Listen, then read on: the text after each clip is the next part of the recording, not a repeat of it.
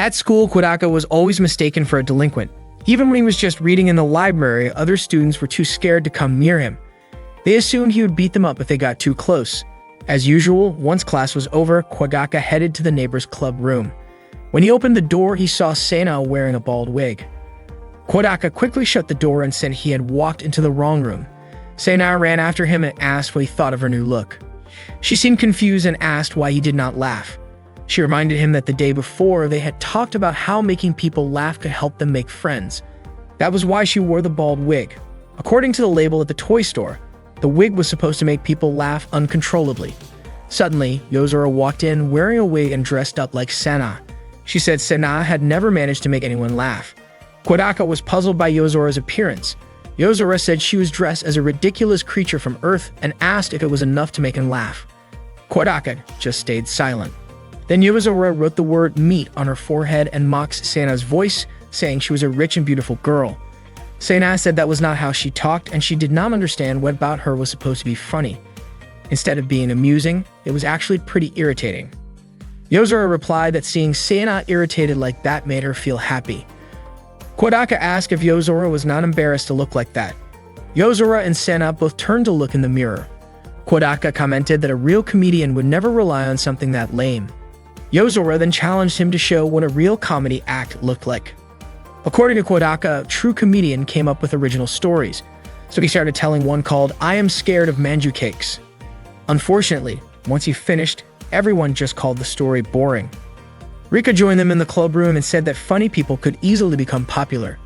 As usual, Yukimura served tea, hoping to hear a funny story from Kodaka. But Sana and Yozora both advised her not to expect too much. Kodaka insisted his story was still better than Sana and Yozora's wig stunt. Yozora mentioned hearing about a hairstyle that was trending lately, the teased look where hair is combed upwards and then decorated. Sana got interested right away. Rika added that according to the internet, that style gave off a European noble vibe or something along those lines. Sana thought it would probably suit her well. Rika even said that there were people so grand they shaped their hair into bird nests so birds could live in them, or even molded their hair into love letters. Sana was surprised and asked if that kind of thing only happened in the samurai era. Rika explained that it was just a way of expressing oneself, similar in concept to how samurai helmets were made. Yukimura asked if that meant T's hair was like a samurai helmet, something that showed identity if their head got cut off, so they would be respected, honored, and remembered like true samurai. Kodaka did not think it worked that way. Sana started feeling something was off, and Yozora seemed to agree. She said it would be hard for a group of people to style their hair that way, so it would be pointless for commoners to try it. According to Yozora, regular people would just stick to basic hairstyles used by lower social classes. She says she hoped to see the T's style in person someday. Rika said it was extremely rare to find someone who was born with a natural noble aura and a personality charming enough to pull off the T's look. Kodaka realized that Yozora and Rika were clearly trying to bait Sana, and it worked. Sana took the bait. She insisted that such a person did exist, and that she was the only one who truly pulled off a hairstyle like that. Yozora told her not to force it, especially since T's hair was notoriously hard to work with. Sana said she was not trying to force anything. She believed that no matter how complicated the hairstyle might be, nothing could outshine her divine aura. Kodaka could not understand why that particular fish always bit the bait so easily. Yozora said that if Sana really was forcing things, then she and Rika would immediately start backcombing her hair. Sana got ready to have her hairstyle changed by Yozora and Rika. Before they started, she asked them not to do anything weird. Yozora began brushing Sana's hair. Sana admitted that it felt kind of nice having another girl brush her hair. Rika commented that Sana's hair was smooth and soft and even the ends were not split. Just for that day, Yozora complimented Sana's hair. Sana responded by saying that Yozora's hair was beautiful too, and she added that Rika's hair was shiny and also pretty. Yozora then asked if Sana had any requests before they started teasing her hair. Sana asked for a hairstyle that popular girls would wear. Yozora started thinking about what was trendy and said, summer. Rika suggested adding elements that represented what people liked the most during summer, like incorporating beach waves with curly hair. Yozora agreed and even wanted to add a swirling water accent using rolled sausages. Rika wanted to give it a summer storm vibe by adding a few waves to the overall look. Rika then asked Sana what she thought about the idea, and Sana said it was not bad. Yozora suggested making a hill with a beach on top of it. Things got even more ridiculous when Rika proposed replacing the hair ribbons with a bikini, and Yozora went further by wanting to add watermelon and fireworks. Sana was shocked when she realized they seriously wanted to include a watermelon, a bikini, and even yakisoba in her hair. She started to panic, but Yozora and Rika told her to stay still. Yukimura quickly went to get the watermelon, the bikini, and the yakisoba. At that point, Sana turned to Kodaka for help, but he completely ignored her. Meanwhile, Maria was outside playing in the yard. When someone called out to her, she immediately started doing her assigned task of mowing the grass. When she looked up, she saw that it was Yukimura approaching. Yukimura asked what Maria was doing. Maria said she was cleaning the yard as a punishment for slacking off earlier. Yukimura was there because Sana had asked her to get something. Maria assumed it was probably something related to summer. She handed over a few bugs she had managed to catch. Back in the club room, Yozora and Rika finally finished creating a new hairstyle for Sana. Yozora called her the fiercely backcombed Storm Queen, the most popular girl in A Midsummer Night's Dream. The hairstyle was so outrageous that it even felt heavy on her head. Kodaka thought the two of them were being way too cruel. Yozora and Rika insisted that the hairstyle looked great and made Sana seem elegant. Sana asked if it really suited her. Yukimura said it definitely did. It was not only elegant, but also deeply moving. Yozora even admitted to feeling jealous and said she should have backcombed it herself before cutting her own hair. Sana then asked Kodaka what he thought. Kodaka told her the hairstyle really suited her. The next day, Sana told Kodaka that her father had been furious with her and ended up spanking her before undoing the hairstyle. Later on, when they were in the club room, Rika and Yozora apologized to Sana for going too far. Sana was still upset and stormed off. Yozora felt like the club activities were not going very well. While at the library, Kodaka received a message from Sana asking why he was not in the club room. Kodaka replied and told her that he was studying for the exams. Sana told Kodaka to head to the club room right away because only she and Yukimura were there. Just as Kodaka was about to go, Sana said he did not need to come after all, since Kobato had already arrived. Not long after, Kobato called him and asked for help. Sana could be heard chasing Kobato around. The commotion was loud enough that people nearby started to think it was a kidnapping. That night, while Kodaka was studying, Sana messaged him to ask whether he was confident about the upcoming exam. She then invited him to come study at her house. Kodaka agreed, especially since Sana had the highest grades in their year. The next day, he told Kobato that he would be going to Sana's house that afternoon to study for the exams and asked if she wanted to come along. Kobato was shocked and told him not to worry about her. She said Sana was scary. When Kodaka arrived at Sana's house, he was surprised to see her father, Pegasus, already waiting for him at the gate. Sana came out to greet him and Pegasus politely let them go study. Sana then asked if her father had finished talking to him. Apparently, Pegasus asked about Kodaka every day, which made Sana think her father wanted to have a proper conversation with him. Pegasus claimed he was simply doing his duty by keeping an eye on Kodaka. Kodaka, however, could not understand the way Pegasus thought. Sana brought Kodaka to her room to study. As soon as they got there, Kodaka was shocked to see the ceiling completely covered with photos of Yozora's face. Sana had secretly taken all the photos herself using a digital camera while Yozora was off guard. Kodaka thought she looked like a creepy stalker and asked why she would do something like that. Sana even showed him the wig Yozora had worn back then. She said that when someone holds a grudge, they have to endure it. Kodaka suddenly remembered a story about someone who slept on a tree branch or licked a gallbladder every day, just to keep their anger alive until they could get revenge. Sana said maybe she was kind of like that. She admitted to staring at Yozora's photo every night, smelling the wig she had worn and remembering what Yozora did to her to fuel her drive for revenge. Sana made it clear that she would definitely get back at her. Kodaka had not expected Sana to be this intense. She was far scarier than he had imagined. While they were studying, Kodaka accidentally glanced at Sana's chest. He asked her how to answer one of the questions, but he could not concentrate because of the distraction. Sana called him stupid for not being able to solve it, which made him decide to try answering it on his own. Not long after, Stella came in and brought them some snacks. She greeted Kodaka, asked how things were going, and then handed him a condom. Kodaka was stunned. After Stella left the room, Sana asked what she had given him. Kodaka did not say, and Sana tried to snatch it from him. In the process, he accidentally caught a glimpse of her cleavage, which Sana immediately noticed and was not happy about. Sana admitted that she felt too lazy to continue studying and ended up asking Kodaka to hang out instead.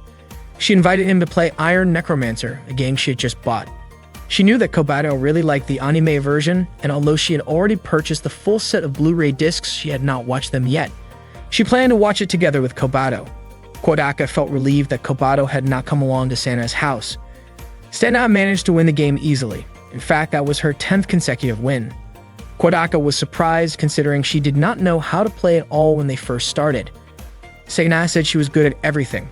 Time passed quickly, and before they realized it, the day was already turning into evening, yet they had not studied at all. Just as Kodaka was about to head home, Sela appeared and said that dinner was ready. Sana then invited him to join them for dinner. After dinner, Kodaka got up to say goodbye, but Pegasus asked him to spend the night. Kodaka could not bring himself to refuse. He quickly sent a message to Kobato, telling her to either heat up one of the frozen meals in the fridge or make instant noodles for dinner. At that moment, Kobato was happily singing to herself. After eating, Kodaka decided to take a bath. Not long after, Pegasus showed up, saying that he wanted to scrub Kodaka's back. Kodaka politely declined, saying there was no need, but Pegasus insisted that he should not be shy. Pegasus shared that back when Hayato was still around, he used to take the initiative to lather up the soap and sit behind him. As he scrubbed Kodaka's back, Pegasus asked how it felt. Kodaka said it felt just right. That moment reminded Pegasus of the first time he and Hayato been together. Pegasus then brought up the fact that Sana had come home from school the day before with fried squid and yakisoba in her hair. He asked if Sana was often picked on at school. Sana had told him that hairstyle suited her best, and in the end, Pegasus had given her a punishment. Pegasus also noticed that such a hairstyle did not exist, which confused him, especially since Sana usually held herself with pride. He started to worry, but Sana told him she had done it by her own choice. Kodaka asked whether Pegasus had seen the state of Sana's room recently. It turned out that Sana had not allowed Pegasus near her room since she started high school, and he thought that was normal. Kodaka wanted to say that it seemed like Sana was turning into a pervy stalker-type girl, but he knew he could never say something like that out loud. Instead, he told Pegasus that Sana had never been bullied by her classmates. Kodaka also promised that he would protect Sana if anyone ever tried to mess with her. Pegasus said he would entrust Sana to Kodaka, though it felt like there was a deeper meaning behind his words. At that moment, Kodaka still did not realize he was already caught in a situation he would not be able to walk away from. That night, before falling asleep, Sana, as usual, imagined Yozora's face while kissing Yozora's wig as a way to fuel her feelings of revenge. That day, as usual, Kodaka headed to the neighbor's clubroom after class. He was surprised to see a girl he didn't recognize. When she greeted him, he finally realized it was Rika. She had let her hair down and wasn't wearing her glasses. Kodaka asked about her glasses, and Rika explained that she just wanted to change things up a bit and see if people viewed her differently without them. When Kodaka asked if she was wearing contact lenses, Rika told him that her glasses had always been fake. She didn't actually have any vision problems and only wore them as a fashion choice. Kodaka never expected Rika to talk about fashion at all. She then asked what he thought of her current look. Kodaka felt like she had transformed like a wildflower blooming on a hillside. If he had to choose, he would say her look without glasses matched his taste more. Without realizing it, Kodaka had accidentally said those thoughts out loud. Rika immediately blushed. Yozora, clearly annoyed, stomped on Kodaka's foot. Sana and Yukimura didn't look too happy either. Meanwhile, Rika laughed at Kodaka's reaction. Rika hadn't expected Kodaka to think of her that way, and then, in her usual bold manner, she invited him to do something inappropriate with her. Kodaka flatly rejected the idea. Rika quickly apologized, realizing that what she said had been rude. She then tried to rephrase her words more politely, but the soft tone still ended up suggesting the same thing. Kodaka sighed and asked why it had to be Rika, of all people, who acted like that. Rika was shocked by how disappointed he sounded. It nearly brought her to tears. Kodaka ignored her and chose to focus on studying instead. Rika couldn't believe how heartless he was, completely disregarding her hurt feelings, but strangely, that coldness only seemed to excite her more. Deciding she needed a break from reality, she thought it might be best to escape into the two-dimensional world. Rika asked Sana for permission to use her TV so she could watch an anime she had just bought. The anime was titled Gay Game Club. Yozora immediately smacked Rika in the face and demanded to know what kind of inappropriate material she was planning to watch in the clubroom. Rika insisted it wasn't anything indecent.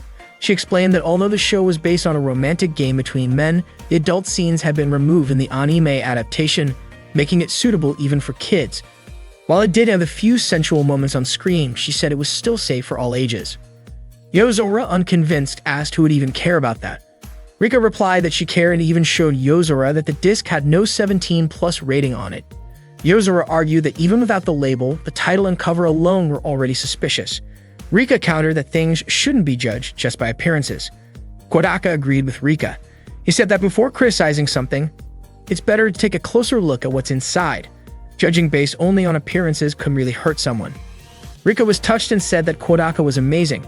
She invited Yozora to watch the anime with her, explaining that the scenes had been re-edited and some new ones were added, so even first-time viewers could easily follow the story. In the end, everyone ended up watching the anime together. The first scene featured Koyomi inviting Fumio to try out a Gaiden game. At first, Fumio wasn't interested, but after watching a bit, he changed his mind and decided to give it a try. Fumio's friends were shocked that their game hadn't sold a single copy. However, Fumio got upset and hit one of them, saying that sales numbers didn't matter to him. The climax came when an antagonist tried to destroy the Gaiden club, and Koyomi refused to let that happen. He stood his ground, ready to protect the club. The ending was unexpectedly emotional, with Koyomi declaring that even if the whole world turned against him, he would always protect Fumio. To everyone's surprise, both Sena and Yozora ended up in tears because of the anime's touching story. Rika asked Yozora what she thought of it, and Yozora admitted that it was actually pretty good. But just as the credits were about to roll, an unexpected twist came. Koyomi and Fumio shared a kiss. That scene left everyone stunned. Without realizing it, 2 hours had already passed. Yukimura commented that the show was surprisingly good. Yozora then asked Rika why Koyomi and Fumio kissed at the end. Rika explained that once the two characters had truly understood each other's feelings, it was only natural for them to share a kiss.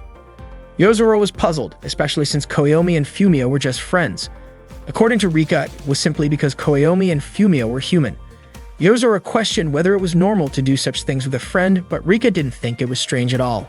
She said that when emotions come into play, it's only natural for the body to follow, even if it's between friends or even between two guys. So if they genuinely liked each other, it would make sense for them to just kiss and even do intimate things, because, as Rika put it, that's just nature taking its course.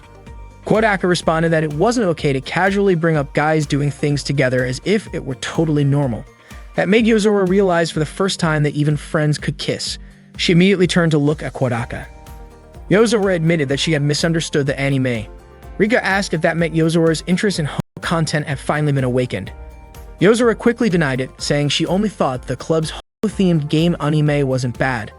Rika was excited to hear that someone actually enjoyed it. Yozora even told Rika not to hesitate to show her other similar anime if she had any.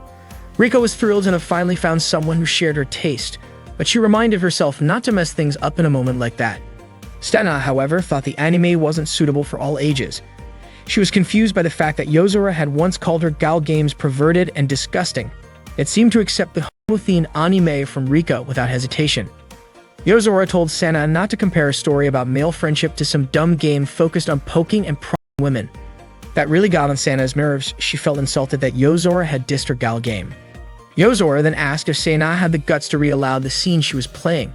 She pointed out how inappropriate the dialogue was and claimed that she herself could read any scene from the Homo Club anime because, in her opinion, it was a piece of high art. Sena challenged her to do it. Yozora read one of the scenes out loud, and the dialogue turned out to be surprisingly well written.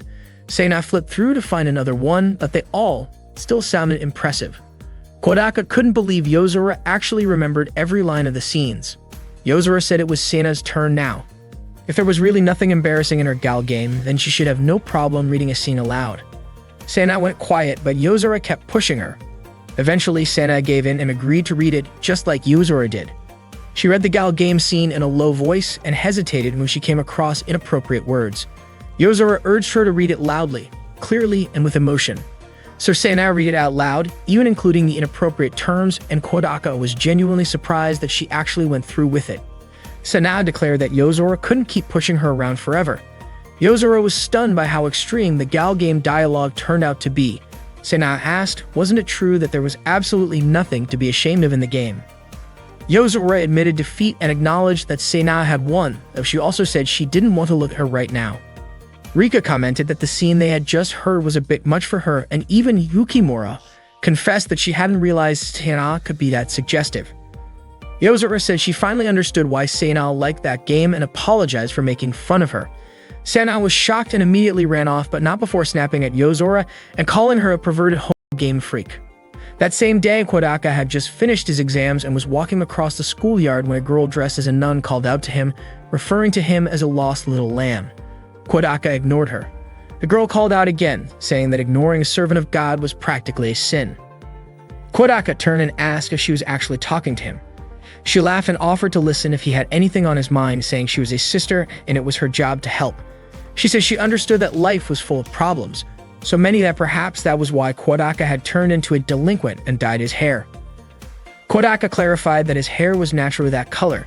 She apologized for stopping him, but told him that if he ever needed someone to talk to, he should feel free to come to the counseling room. The girl introduced herself as Kate and told Kodaka to call her either big sister or mom. Suddenly, Maria shouted out and called Kodaka her big brother, then ran up and hugged him. Kodaka asked if Maria knew Kate. Maria was shocked and screamed, asking why the old hag was talking with Kodaka. Kate got annoyed and immediately tugged Maria's ear for calling her an old lady. It turned out that Kate was Maria's older sister, and she ordered Maria to call her beloved big sister. Maria, clearly in pain, apologized and Kate let her go. Kate assumed that the guy in front of her was Kodaka. She mentioned that she had heard a lot about him from Maria. She also introduced herself again as Maria's older sister. Just as Kodaka had seen, she admitted that Maria was a pretty clueless little sister, but she thanked him for taking care of her.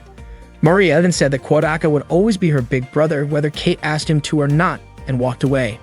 Kate yelled at Maria to do her job properly, but Maria loudly shouted back that she didn't want to. Kate was confused by how her little sister could be that clueless, but she was still grateful to Kodaka and the other members of the neighbors' club. Maria had been a lot more cheerful ever since she became the club's advisor. Kodaka said he had always thought Maria was naturally that cheerful.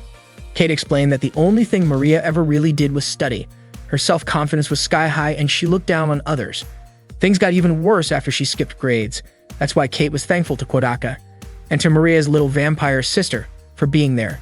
She also expressed gratitude to Yozora, who had pushed Maria out of her shell without giving her a chance to talk back. According to Kate, Yozora was the only person Maria couldn't manipulate. Kodaka understood. He hadn't expected anyone to be that thankful to Yozora. Kate added that it might have been a bit too much to force a little girl to run completely naked through the school. Kodaka apologized and promised it wouldn't happen again. Kate asked them to continue supporting each other, then called Kodaka Big Brother. Kodaka agreed, but also asked why she called him that. Kate explained that since Kodaka was Maria's big brother, he was basically her big brother too. She was only 15 after all. She then said goodbye. Unfortunately, as she walked away, she accidentally let out a fart and Kodaka saw it happen. Not long after that, Yozora called out to Kodaka. She said she thought he'd already gone to the club room. Kodaka admitted that he had just run into a weird person. Yozora mentioned that exams were over and that she heard some classmates comparing answers afterward. Kodaka said that in some places, that was still a thing people did. Yozora called it a waste of time, but added that if they ever made some real friends, they might end up doing it too. With that in mind, Yozora suggested they try comparing their answers now, just in case. Kodaka said he understood. Yozora then asked about question 4, part 3 from the math test. Math had been on the first day of exams and Kodaka couldn't even remember the question, let alone the answer. Unfortunately, that was the only question Yozora had doubts about. Kodaka asked her what the question was about. Yozora said it was a logic problem worth 15 points. Kodaka wasn't entirely sure and his answer was a bit long. From his point of view, it was kind of hard to determine whether their answers were right or wrong just by talking it through. Yozora thought it would be better if she had just admitted that the question was tough, or that she wasn't confident in her answer to begin with. When she asked whether the question had been difficult, Kodaka agreed that it had. Yozora then said she wanted to compare other questions, but Kodaka suggested they should stick to multiple choice questions, fill in the blank types, or ones they had just worked on that day. Yozora picked question 11, part 2, from Japanese history. Kodaka took another look at it. It was the one asking for the name of the Hauju family retainer who assassinated Judge Yasunori Adachi. Kodaka had answered with Yoritsuma Taira, and he felt pretty confident was correct. Yozora also knew that was the right answer, but pointed out that there was a chance she might have written Amy instead of Suna by mistake, and she hoped she had spelled it correctly. That made her unsure of what she had written earlier, and hearing that made Kodaka start to second-guess himself too. He realized that comparing answers could actually be pretty terrifying because it might shake your confidence in answers you had been sure of before. Yozora then brought up question 18, part 2. Kodaka said he had just guessed on that one. Suddenly, Sana chimed in, saying the answer was the year 1324. She walked over and asked if Yozora and Kodaka were comparing their answers. She said they should include hers in the mix, claiming they were lucky to have the chance to compare their answers with hers, because hers were perfect. Yozora told her to leave, saying she wasn't needed there. Sena was confused and asked why she was being shut out like that, then invited Yozora to compare answers with her directly. Yozora brought up math question 5, part 3. Sena confidently said the answer was 45. Kodaka was surprised that both of them could remember the answers just from the question numbers. Yozora walked away and Sena ran after her, asking her to throw more questions at her, even the hard ones. But Yozora just said that comparing answers with Sena wasn't fun at all. Instead, she said she would rather compare her answers with Tomo, her imaginary friend from the wind, and ignored Sena completely. That afternoon, Kobato was watching TV while Kodaka was cooking. Suddenly, the doorbell rang. Kodaka asked Kobato to answer the door and told her that if it was someone from the newspaper agency, they didn't need anything. Right after that, he heard Kobato shout that they didn't need any. Kodaka figured it must be the newspaper agent, but when he went to check, he saw that Kobato was actually trying to stop Maria from coming into the house. Maria got excited and immediately jumped toward Kodaka. Kodaka was surprised to hear that she ran away. Maria explained that Kate kept forcing her to work, and she figured that since Kodaka was her big brother, he wouldn't make her do chores. Hearing that, Kate got annoyed and told Maria that she might as well just become Kodaka's child. Not long after, the phone rang. It was Kate calling. She told Kodaka that she didn't mind Maria staying at his place and asked him to take care of her for a few days. Kodaka was fine with it, especially since it was still school break, so he agreed to let Maria stay over. That night, Kodaka invited Maria and Kobato to have dinner together. Maria was amazed by how much food was on the table and even thought it looked like a Christmas celebration. Kobato called Maria a clueless church servant from another era and said that was exactly why she was sick of dealing with someone as lowly as Maria. When Kobato was about to grab some food, Maria slapped her hand away and told her to pray first. Kobato replied that she was a servant of the night and never worshipped anything. Kodaka reminded Kobato that if that's her belief, fine, but she should at least say let's eat before starting. Kobato gave in and said it, and Kodaka praised her for that. She then immediately started devouring the fried chicken. Maria quickly said her prayers so she could start eating too. Kobato pointed out that Maria hadn't finished praying yet, but Maria claimed she was just trying to rescue the chicken from an evil vampire like Kobato. The two of them started arguing and Kodaka couldn't believe they were fighting during dinner. Suddenly the phone rang again. Kodaka picked it up and it was Kate. She asked him what color his underwear was, which made Kodaka tell her to skip the small talk. Kate then asked if he had eaten. Kodaka said they were in the middle of dinner, and Kate asked him to remind Maria to finish her vegetables. When Kodaka returned to the table, his fried chicken was gone. He asked who ate it, and Maria and Kobato blamed each other. While washing the dishes, Kodaka asked Maria how she knew his address. Maria said Kate had brought her there. Kodaka pointed out that this wasn't exactly running away from home. Then the phone rang again. Kate was checking in to see if Maria had finished her vegetables. Kodaka told her that Maria had eaten all of them, which made Kate feel relieved, and she hung up right after that.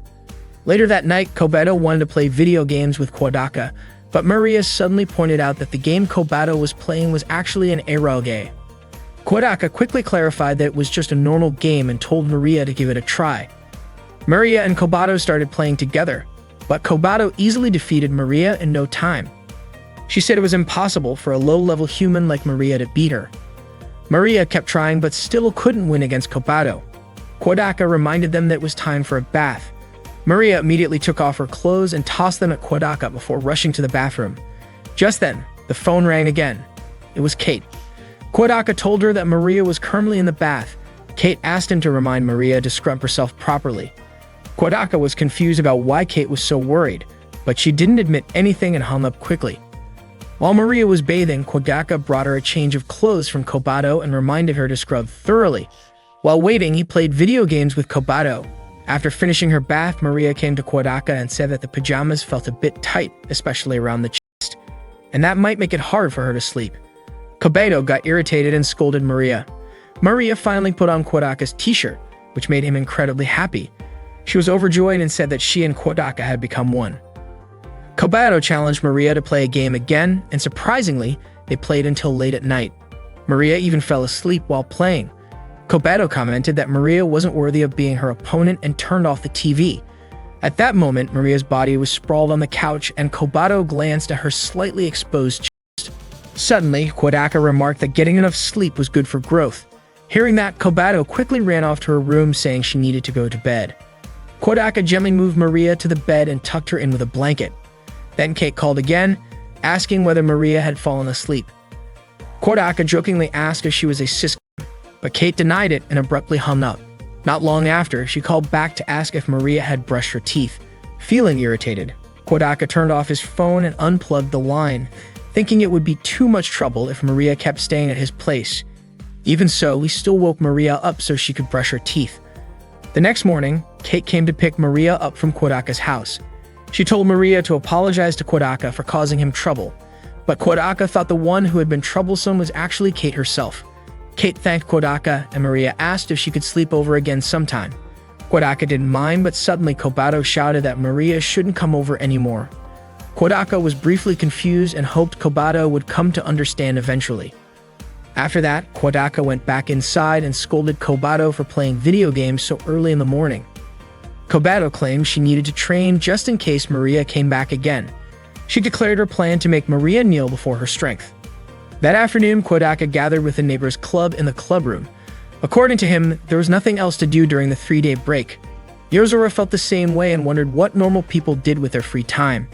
Rika said she had read a manga where people celebrated after exams with a party called a Thanksgiving celebration. Kodaka admitted he had heard of that before too. Yozora then suggested that they throw their own celebration party. Suddenly, Sana said she wasn't tired at all because she didn't study during the exams. Hearing that, Yozora told her she wasn't allowed to join the party. Sana immediately acted weak, saying the exams had worn her out. In response, Yozora told her to go rest in the student infirmary. Rika chimed in saying she didn't have to take the exams from the start. Maria added that since she was a teacher, she didn't need to take exams either, but she still wanted to join the celebration. Yozora allowed her to take part. Sana then asked if she could join too, but Yozora said the event was limited to just 6 people. Sana got annoyed and questioned why Yozora always treated her like that. Despite the drama, all the club members joined the party. Yozora invited everyone to have a drink, but Kodaka suggested they make a toast first. After raising their glasses to celebrate the end of exams, they all took a drink. Yukimura commented that she wasn't very good with carbonated drinks. Kodaka wondered why she chose one then, and it turned out Yukimura had simply followed his lead, picking the same drink as him. She thought a man shouldn't be defeated by just one drink, so she took a big gulp, but ended up collapsing right after. She apologized for embarrassing Kodaka. Kodaka told her to just drink some orange juice instead, and he would finish the soda for her. Rika pointed out that this counted as an indirect kiss. That comment triggered a memory in Kodaka's mind of young Yozora coughing after trying soda. He then asked Yozora if she still couldn't drink soda. Yozora replied that it wasn't that she couldn't, she just didn't like it.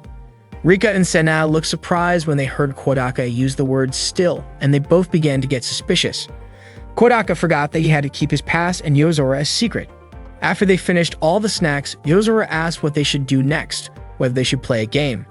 Rika mentioned that she had heard of a group game called the King's Game, where the king is chosen randomly, and whoever is the king gets to order anyone to do whatever he wants. Sana got really excited and even planned to order Yozora to lick her feet. She was enthusiastic about getting everyone to play the King's Game.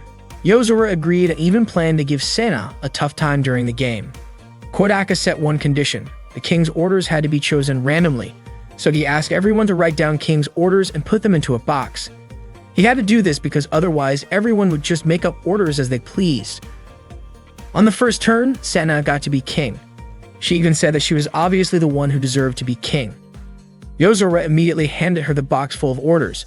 Sana said that Yozora would be punished by the king for being disrespectful and read an order saying that person number 4 had to change into a swimsuit. Kodaka was shocked and asked who had written that order. Sana admitted she wrote it herself.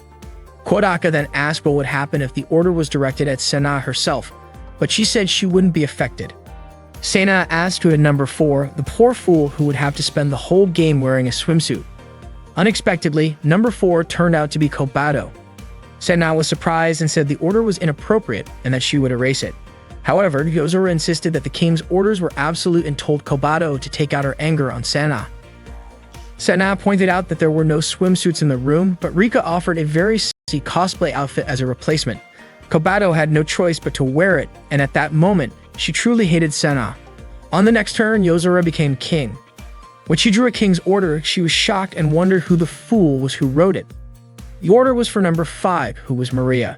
Yozora read the order aloud. It was something quite inappropriate. Yozora suspected that Rika was the one who wrote it. Rika admitted it, saying it would be more fun to see the person reading it get embarrassed. Then Senna became king again. Unexpectedly, she went to the convenience store in front of the school and read a dialogue from the king's orders where she scolded the cashier exactly as written. Afterwards, Senna got annoyed and asked who had written such an order and why the king had to follow their own orders. Yozora explained that the king's orders were absolute, even if it meant ordering themselves. Kodaka guessed that Yozora must have written that order since she had marked the edges of the paper so she wouldn't pick the wrong one. He thought Yozora was seriously scary. Next, it was Rika's turn to be king. Her order was for number 1 to show her chest to everyone present. Yukimura suspected that Kodaka was the one who wrote the command, but Kodaka denied it. It turned out that Senna was the one who wrote it. Kodaka then asked what would happen if Senna herself ended up facing the consequences, but Senna was confident that wouldn't happen. Kodaka wondered where Senna's confidence came from. It turned out the number 1 was Kodaka himself, and he immediately showed his chest to everyone. After that, they took turns receiving the king's commands. Maria was ordered to ask the male students to choose between curry-flavored poop or poop-flavored curry. Senna and Rika were told to run around the field. Yukimura had to wear a bald wig. Maria and Yozora were instructed to dance together, and there were many other fun challenges. Finally, they reached the last round, and this time Senna became the king again. When she was drawing lots, A noticed a piece of paper stuck in the corner and decided to make it the final command. The order was number 3 had to kiss the king. Everyone was shocked to hear this. Senna asked about number 3, and it turned out Kodaka had drawn that number. Maria got excited knowing her older brother Kodaka was going to kiss someone, while Senna blushed and asked Kodaka to come closer quickly. Kodaka wondered if they really had to do it since the king's orders were absolute. As Kodaka and Senna were about to kiss, Yozora suddenly stopped them, insisting that something inappropriate like that should not happen. Senna argued that the king's order was absolute, but Yozora remained firm in preventing it. Kodaka then drank the soda in Senna's glass, so technically they kissed indirectly. Rika agreed with this solution, as did Kobato, Yukimura, and Yozora. Yozora announced that the king's game was over. Senna realized that kissing just because of an order wasn't really a good idea. That night, Kodaka's father called, asking about Kodaka and Kobato's well-being. Kodaka said that they were both doing fine. Kodaka's father then mentioned hearing from Pegasus that Kodaka was going to marry his daughter. Hearing this, Kodaka was shocked. Kodaka's father called him and asked if he was planning to marry Pegasus' daughter. Pegasus had apparently contacted him to talk about setting a date, but his voice over the phone sounded like he was drunk. Kodaka's dad also asked if Kodaka was dating Senna. Kodaka clearly stated that he wasn't in a relationship with her. His father then asked if he had 1 or 2 girlfriends. Kodaka openly admitted that he didn't have any. Instead, he joked that Kobato already had a boyfriend and that she was staying over at his place that night. Upon hearing that, his father got really angry and even said he'd fly back to Japan right away. Kodaka quickly admitted he was just joking and ended the call. That day, Kodaka brought Kobato to the neighbor's club room. Seeing her, Senna got excited and asked if Kobato wanted to go with her to an amusement park the next day. She even showed her a ticket to Yokoshima Wonderland, which had been given to her by one of her father's college friends. Senna said the park would be selling limited edition toys and that she would treat Kobato to lots of candy and hamburgers. She sincerely hoped Kobato would accept her offer and even asked her not to be scared of her. Yozora immediately commented on the ticket and called Senna pathetic. Kodaka asked if Yozora had ever been to that place. She admitted that she had back when she was in middle school, and all she did there was read books. Kodaka said he had only gone with his family before, but someday he hoped to go with friends. Yozora then decided that everyone in the club should go to Yokoshima Wonderland together the next day, especially since exams were over and nobody had any other plans. Kodaka agreed. According to Rika, since it wasn't a weekend, the park wouldn't be too crowded, so she decided to come along as well. Naturally, Yukimura wanted to accompany Kodaka. Maria was overjoyed at the thought of going to an amusement park. Kobato figured it might be a good idea to experience a human amusement park at least once. Senna told Yozora that she had originally only invited Kobato, but Yozora pointed out that the ticket allowed up to 6 adults, so they might as well use all the slots. Everyone turned to look at Maria upon hearing 6 adults. Realizing she was a kid and wouldn't count as one of the adults, Maria looked a little left out. Sena quickly said she would buy an extra ticket for her. Maria immediately hugged Sena and thanked her. While walking home, Kodaka asked Sena if there was anything strange about her father the day before. Sena explained that after handing over the tickets, her father suddenly got super cheerful and started drinking sake, though she had no idea why. Kodaka guessed it was probably just drunken nonsense, he said over the phone. The next day, Kodaka and the others went to Yokoshima Wonderland. He figured it was probably Sena's first time at an amusement park. When Kodaka asked which ride they wanted to go on first, Yozora, Sena, Rika, and Kobato all confidently chose the Black Dragon, a roller coaster. Kodaka was surprised they wanted to start with that, but Sena had already decided that it was the first ride they'd go on. Yozora said the ride was pretty famous, and Kobato referred to it as the Dark Dragon. Even Maria wanted to ride it. They all got on the roller coaster together.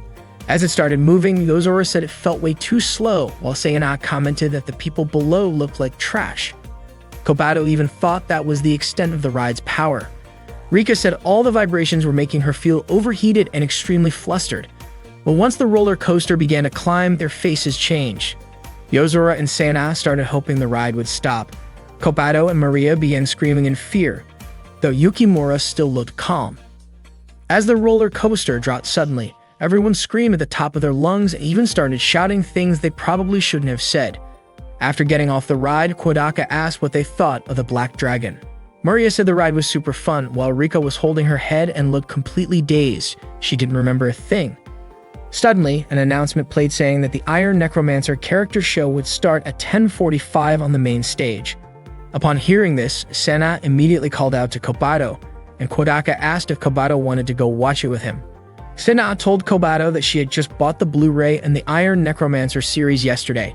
She proudly called herself a big fan and asked Kobato who her favorite character was.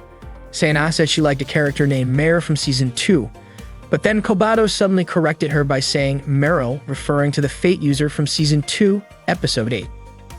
She even mentioned the character's full name, Emerald Myrael von Revelatia Utori.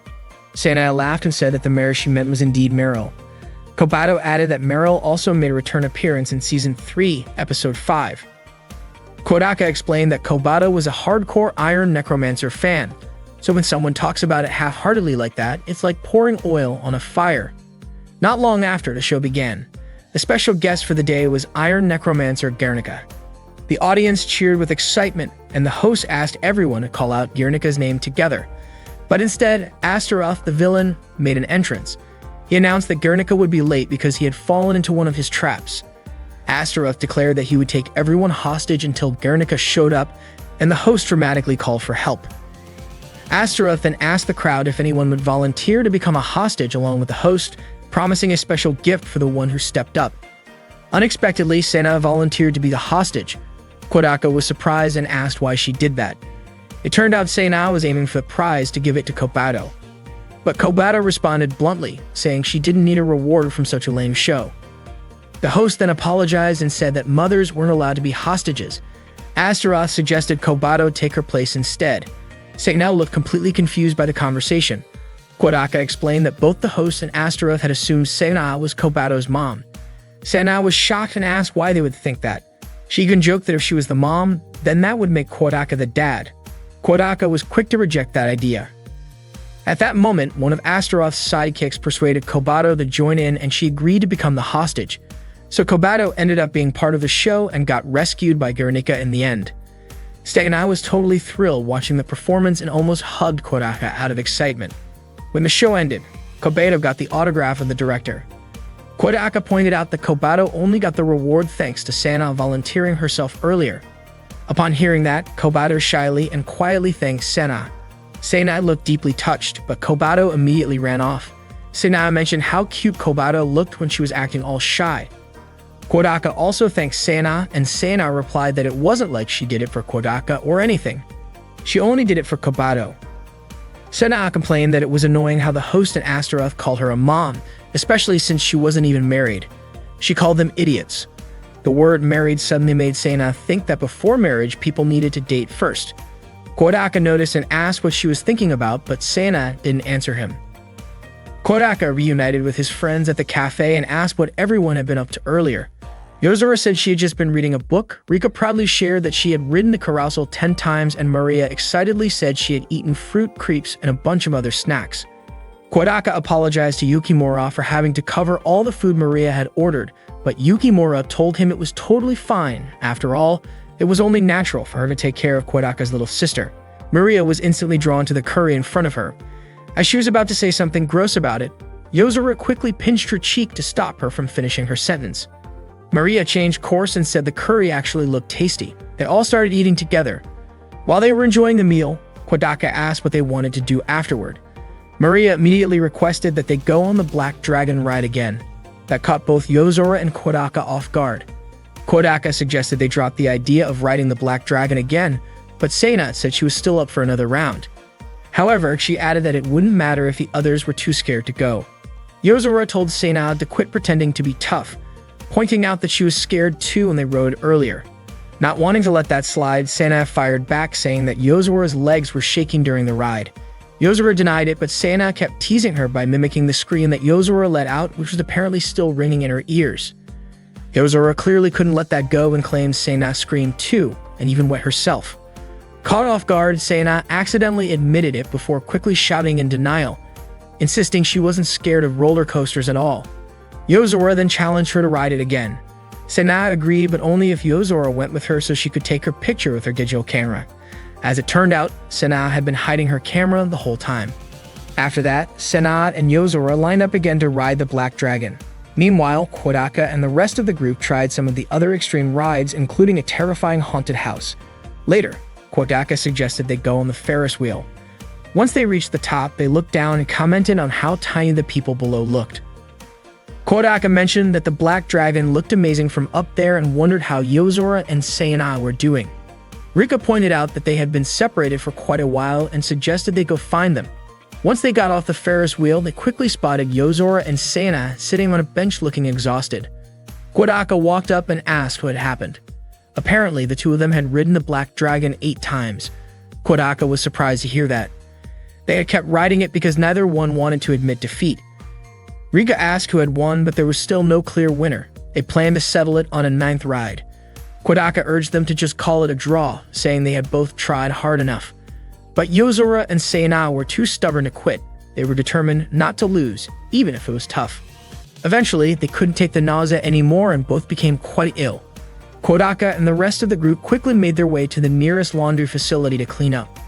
Kodaka told everyone to meet up again at the entrance gate at 4 o'clock. Afterward, they all headed to the bathhouse. Maria, however, decided to join the men's side instead. She said she didn't want to be in the same area as Yozora and Seina due to the unpleasant smell. Hearing that, Kodaka allowed her to join the men's bath. Maria was happy to have the chance to bathe with her beloved big brother. While Kodaka was rinsing his hair, Yukimura suddenly showed up and offered to help him. Kodaka was caught off guard and initially declined, saying he could manage on his own. Yukimura responded with a bit of disappointment, but eventually Kodaka accepted her help. As Yukimura helped Kodaka, they had a quiet conversation about identity. Maria curiously asked about some differences between them, and Yukimura explained that she was still growing and figuring things out. Kodaka realized something about Yukimura and later shared it with the group, who were all surprised. Rika then gently talked to Yukimura in private to help her understand herself better. Yukimura accepted the truth about her identity and shared her feelings with Kodaka, explaining how family had influenced her thoughts about herself. Kodaka kindly reassured her that she could be herself and didn't have to fit into any particular mold. This comforted Yukimura, who promised to continue supporting Kodaka. Seina commented on how cute Yukimura looked in her outfit, and Yozora admitted she had underestimated her, finding Yukimura's sweetness and obedience surprising. On their way home, they all took the train together. Kodaka looked at the group and said that when they were asleep, they all looked like ordinary, adorable girls. Just then, Yukimura cuddled up next to Kodaka, and he was surprised by how close she was. Kodaka was surprised to see Yukimura wearing a butler costume. Yozora explained that it was part of a new training program, version 2, to help Yukimura become a true gentleman. Yukimura said she would keep doing her best even if she still had a long way to go. To Kodaka, Yukimura hadn't just made little progress, he honestly thought she was a girl. But Yukimura believed that being a real man wasn't something limited by gender. Yozora agreed, saying that if someone had the spirit of a man, they could still be considered one, regardless of how they were born. Yukimura then confidently promised Kodaka that one day she would become a true gentleman like him. Kodaka understood her determination, but he couldn't help wondering why dressing as a butler was necessary. According to Yozora, the first image that came to her mind when thinking of a man was definitely a butler.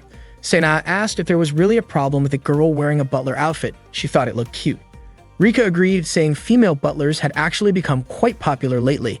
Sena brought up Nebaru Kokono from Butler Chicken and Mayonnaise, and Rika called Nebaru the most charming character at the time. She described her as shy, a little clumsy, and naturally endearing in a way that made her stand out, even in scenes where she found herself in silly situations. To Rika, it was part of her charm. Rika said Yozora had surprisingly good taste for dressing Yukimura as a butler, but Yozora admitted her plan hadn't gone exactly how she hoped. Even though Yukimura didn't fully grasp the point, she promised to continue serving Kodaka while wearing the outfit Yozora had chosen. Kodaka gave her a few words of encouragement. Then Kodaka noticed Rika playing a game on her laptop. He asked if it was another BL game, and Rika confirmed it, though she mentioned she also had a backlog of RPGs, shooters, and even otome games. Curious, Kodaka asked what otome games were. Rika explained that they were story-based romance games aimed at women. She showed them a title called Kirameki School Life. Yozora immediately said it was cursed with something she called the Samapaname curse. Kodaka asked if that had anything to do with Kirosuku. Rika clarified that it was the gender-swap version of Kirameki School Life Otome. In this version, all the supporting characters were male while the protagonist remained female. The game had earned the nickname Girlsuku. Rika noticed Yozora didn't seem very interested, and Yozora admitted that if it was based on what she considered a silly game, it probably wasn't for her. Stana wasn't about to let that slide. She hadn't played Girlsuku herself, but she felt Yozora's comment was like an indirect insult to her little sister. For Sena, saying something bad about Girlsuku was like insulting Kobata personally. Kodaka suggested that Yozora shouldn't judge a game by its cover. Eventually, Yozora agreed to at least try it out. When the game started, Yozora skipped the opening video, saying it was a waste of time. Then the game asked her to input a name. Rika told her it was for the protagonist. Yozora joked that if the main character was supposed to be someone who flirts with a lot of guys, she might as well name her Sena. Rika said playing as a bold character could be fun too, but suggested that Yozora try playing as someone who focuses on just one meaningful relationship instead. While Yozora was typing, Sena suddenly jumped in and typed a random string of letters, ending up with the name Yo Chibaraki. Sena burst out laughing and said it suited Yozora perfectly. Kodaka could tell Sena was still holding a bit of a grudge from the whole Semapaname incident. Yozora was clearly annoyed. Rika, meanwhile, was frustrated because she was trying to get Yozora genuinely interested in otome games, but Sena kept interfering. Her serious expression even startled Sena, who quickly apologized. Rika seemed confused about why Sena apologized. She had only asked a question. Kodaka was surprised to see Rika act so intense. Eventually, Yozora changed the protagonist's name to her own. The game introduced Yozora's character as a first-year student at Kirameki High School. The character commented that the spring breeze felt wonderful. Sena couldn't help but chuckle. The character seemed like an ordinary girl who just wanted to enjoy her high school life. Then the character said she carried many hopes in her heart. Sena laughed again, teasing Yozora with a light remark. Yozora, now irritated, gave her a quick glare, but said nothing, choosing instead to focus on the game. At that moment, Yozora accidentally bumped into a guy named Aoji Shinomori. Aoji helped her get back on her feet. Rika mentioned that Oji was also a new student, just like the main character. He was the heir to the Shinomori Corporation, and apparently, every girl at school liked him. Kodaka hoped he and Aoji could have a fun high school life together. Yozora said Oji was cool, and she was really glad to meet someone that amazing on the very first day of school. She thought her high school life was going to be as beautiful as a rose. Sena immediately teased her again and even said she wanted to call Yozora Rose. That annoyed Yozora, and she said over-the-top girls like that weren't her style. She joked that maybe she should change her character's name back to Yo Chibarik. Rika tried to calm Yozora down, saying it was just a game. Then Yuko Fuyuki, who sat next to Yozora, asked if she knew Aoji. Yozora, clearly irritated, asked when the "just let me die" option would appear because she thought Yuko was way too friendly. She was convinced Yuko was the same type of girl as Akari Fujibayashi. Senahan didn't like that and defended Akari, saying she was a good person. Yuko said she hoped she and Yozora could become close friends, but Yozora believed Yuko would end up betraying her eventually. When Yozora looked at her character stats, she realized her character didn't have any useful skills, so she decided to start leveling up her intelligence. At one point, she was in the library studying. Suddenly, a guy wearing glasses approached her and offered to help her study. Rika was immediately into the guy with glasses. Sena, however, said he looked like the girl's version of Yukiko, and that his appearance was just average. Kodaka said the guy's name was Tuma Suzutsuki, and he was the smartest student in school. Kodaka wondered why Yozora didn't pick him to help her study. Toma asked if Yozora often came to the library to study. He said he wanted to get to know her better. Yozora, on the other hand, was convinced that behind Tuda's serious appearance, he was just another pervy glasses guy. So she decided to send him away, not wanting to be bothered. Tuma, however, said he admired her strong will to handle everything on her own, but he also reminded her that it was okay to ask for help sometimes. He offered to be there for her if she ever needed assistance. Then the game prompted her to go on a date with Tuma. Yozora thought that was too much trouble and figured it'd be better to just avoid the library and do other things. So she started doing sports, painting, shopping for clothes, and even washing dishes. Eventually, her character's stats got better. Yozora really liked that because it felt more like her. Kodaka was surprised she gave up all those chances to go on dates. Rika said the main character's school life seemed way too sad, and she couldn't take it anymore. Sana agreed, feeling sorry for the main character too. Then Yozora ran into some delinquents. She felt confident she could take them on, especially since her character had 380 power. But she was confused why there was no option to fight them. Kodaka explained that the game wasn't that kind of genre. As the delinquents closed in on her character, a guy suddenly showed up and helped Yozora fight them off. He seemed to know who Yozora was, saying she was pretty well known. His name was Eiji Nagatani. He told her that place wasn't suitable for a well-respected girl like her, and he told her to get out of there quickly. After that, Yozora got a chance to go on a date with Eiji. This time she took it. Rika figured Yozora was into that kind of guy. Yozora denied it, saying it was just a boost for daily stats. Kodaka said he did not like guys like that because their gaze felt intense and creepy, they acted recklessly, and they had no manners. To his surprise, Yozora, Rika, and Sena all said that descriptions sounded just like Kodaka. In the story, Yozora asked Eiji out on a date for the following week at the batting center, and Eiji agreed. During the date, Eiji said Yozora was not bad, even pointing out that her hairstyle looked different that day. Sena commented that for a delinquent, Eiji was surprisingly thoughtful. Rika added that if only Kodaka could be as observant as Eiji and actually notice things like a girl's hairstyle. According to Rika, whenever a girl changed her hairstyle, Kodaka should at least comment on it. Better yet, compliment. Kodaka responded by saying that he had already mentioned before that Yozora looked better with short hair. Yozora was caught off guard and told Kodaka not to bring that up. Rika asked if that meant Kodaka had just complimented Yozora. But instead of answering directly, Kodaka realized that Rika had also been changing her hairstyle quite often lately. Rika was surprised and asked why he never said anything, especially since she had been trying to get his attention. That made her feel sad. Kodaka admitted that he had always been paying attention to her. Otherwise, he would not have known what she was planning. Rika said it was too late for him to say that now. It was pointless. If only he had complimented her from the start, he would have already earned a bunch of love points from her. She added that she probably should not be saying that, but she was just that easy to win over. If this were an eroge, they would have already done a bunch of inappropriate things by now. Kodaka was confused about why he needed to earn love points from her. Suddenly, Rika yelled in frustration. She said she was not feeling well and was heading to the science lab to cool off. Yozora called Rika a pitiful girl. At that point, Yozora seemed unsure about something, maybe because Eiji had started to like her. Kodaka said it was obvious that Eiji had fallen for her. But then Eiji suddenly asked Yozora to stop seeing him. He said that Yozora was a top student and the student council president, and if she kept hanging out with a delinquent like him, it would ruin her reputation. Right then, Yozora slapped Eiji and asked if he thought she was the kind of person who only cared about her reputation. She made it clear that she would decide for herself who she wanted to be with. Then she told him to stay with her from that moment on forever. Sena said Yozora looked so cool at that moment.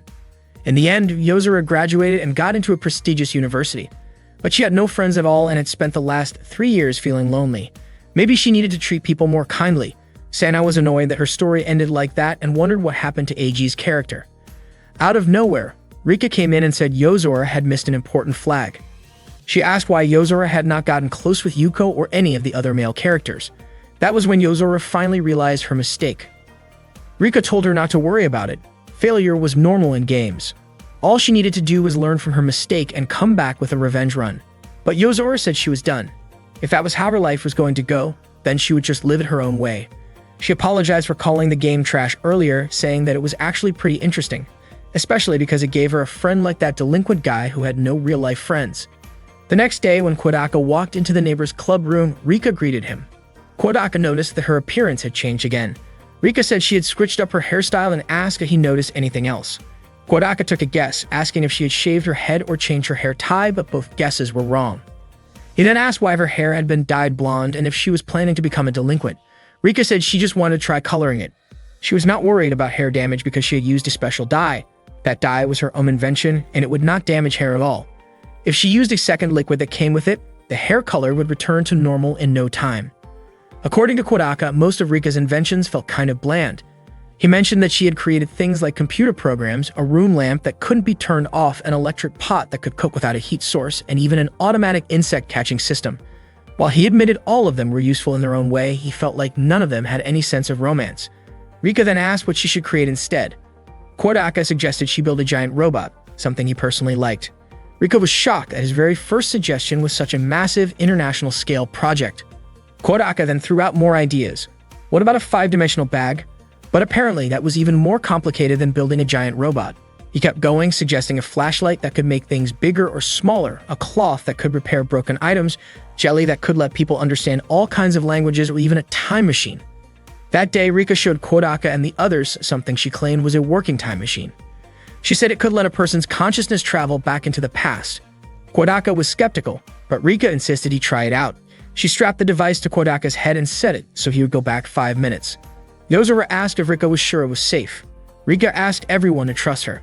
Once everything was ready, Rika told Kodaka to think about the moment in the past he wanted to visit. Then, when he opened his eyes, he found himself back in a memory, standing in a playground and meeting young Yozora, who he used to call Sora. Kodaka was shocked to see that his body had also turned into a child's.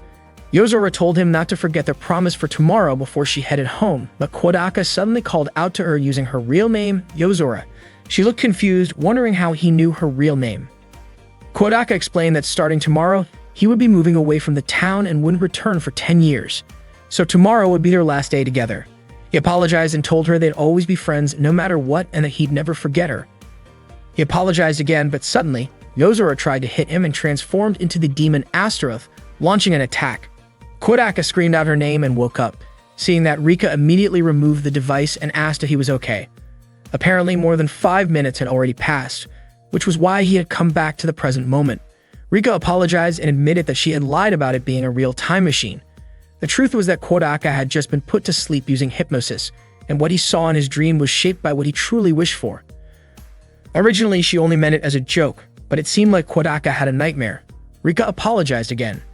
Kodaka instead apologized to her for making fun of her inventions. He said that the time machine was actually amazing. Even though things went a little off the rails, it truly felt like he had traveled through time. He was grateful because the device had allowed him to finally say the things he had always wanted to say, even if it was just in a dream. Rika then asked if he really felt like he had gone back in time during a dream. Kodaka replied that it felt exactly like going back 10 years. Sena, curious, asked if Kodaka's dream had taken place 10 years ago. How was Yozora still in it? Sena asked Kodaka why Yozora appeared in his dream if it was about something that happened 10 years ago. Kodaka was confused and had no idea what she was talking about. Rika chimed in, saying that while he was dreaming, he had shouted Yozora's name. Yozora responded that there was nothing strange about that since she and Kodaka were childhood friends. Everyone was stunned by that revelation. Yozora explained that she and Kodaka used to play together all the time before he moved away from the city 10 years ago. That was why they were called childhood friends, or maybe even just friends. Segna then asked why Yozora had never told the rest of the neighbors' club about it. Yozora replied that there was no reason to tell anyone. Rika had suspected as much and commented that childhood friends were basically like ex-friends. The next day, Kodaka returned to the neighbor's club room. When he opened the door, he felt like everything was back to normal. Kodaka mentioned that the school festival was coming up soon, but Yozora said he had just stepped on a landmine. According to her, there was no such thing as a school festival, and she didn't even know what that phrase meant. Kodaka admitted that he did know about their school's upcoming festival. Yozora claimed that school festivals were just events created by popular people for popular people. Kodaka realized that for people like them, the school festival didn't really matter. Suddenly, Sana objected to being lumped in with the rest of them. She pointed out that while Kodaka didn't know much since he was new, she had been a star at last year's festival. Rika remembered it too, since she had received a special invitation from the principal and got to watch it from the VIP section. Sena then asked Rika to explain to the others how amazing her performance had been. Back then, Sena had participated in almost every event in the sports festival. The 200-meter dash, the relay race, the obstacle course, the bread-eating race, the marathon, and the three-legged race. She had taken part in nearly everything, and won them all. Kodaka admitted that was pretty impressive. It turned out Sena hadn't only participated in the sports festival, but the cultural festival as well. Rika recalled how Sena's class had put on a play where Sena defeated a villain with a sword. Rika explained that most of the guys were just enjoying the way Sena's chest bounced around while she was running, and the fact that her underwear often showed during the stage performance. Sena was shocked to learn that the cheers hadn't actually been for her impressive acting or athletic ability. Yozora remarked that fake praise and misfortune were a perfect match for Sena. She even suggested they start calling her Princess Misfortune. Offended, Sena fired back by calling Yozora flat chest. Yozora said what they really needed to do was sit back and let the popular crowd handle the festival activities. Just as she was about to ask Kodaka to join her, Sena suddenly suggested that their club should host an event for the school festival. She pointed out that clubs usually did something to participate in the festival. Kodaka agreed with her idea. He even saw it as a kind of practice for when they eventually made real friends. Surprisingly, the others were on board too. Yozora reluctantly agreed as well, saying the neighbors' club would join the cultural festival that year, and they would drag the popular kids into a festival straight from the deepest pits of hell with their own hands. Everyone nodded in agreement. Kodaka felt slightly uneasy hearing Yozora mention hell so casually. Yozora then asked what kind of event they should plan. Sena suggested a maid cafe, but Yozora immediately shut it down. Sena got annoyed and asked why Yozora didn't even consider it, especially since maid cafes were pretty normal for cultural festivals. Yozora insisted there was no way she would serve other people. Kodaka agreed it was clearly not something Yozora would ever do. Rika also understood, especially the part about dressing up in a maid outfit. Just imagining that scenario made Sena double over, clutching her stomach, trying not to laugh. She said it was the kind of ridiculous joke that gave people stomach cramps from laughing too hard. Yozora admitted that she really was not good at serving others, though she felt that the same could be said for everyone else. Kodaka said that if it was just about taking table orders, he could probably handle it, even though he had never done it before. Sena laughed and said that if Kodaka were the one serving, all the customers would probably run away. Kodaka insisted that he could at least be polite, but Rika seemed skeptical. Kodaka then asked Rika if she could serve customers. Rika told him not to underestimate her and then turned to Yozora to ask if the maid uniform Yukimura used to wear was still available. Yozora went to get it right away and Rika quickly changed her clothes because she wanted to show everyone. She told Kodaka to close his eyes since she was changing right there. Once she finished getting dressed, she told Kodaka to open his eyes. Just by looking at Kodaka's expression, Rika could tell what he was thinking, something along the lines of, "Oh, so Rika changed outfits." Rika called him an idiot, especially because he had actually closed his eyes when he was supposed to sneak a peek. Kodaka was confused by her reasoning. Rika called him an emotionless pudding and told him to leave the room and then come back in. Kodaka stepped out and commented that Rika's words had become seriously harsh lately. Not long after, he came back in, only for Rika to step on his foot and call him lazy. Kodaka had no idea why she was treating him like that. Rika told him to sit down. When he did, she kicked him again and said that he seemed to understand what a kick meant, but not what it meant to sit. She went on to call him useless, stupid, and an untrained dog. Rika kept insulting and hitting Kodaka. In Kodaka's mind, being a tsundere did not give Rika a free pass to do whatever she wanted, but Rika clearly did not care. She suddenly scolded him again for sitting in that chair, and when Kodaka asked where he was supposed to sit, she kicked the back of his knee and told him to sit in a chair invisible to idiots.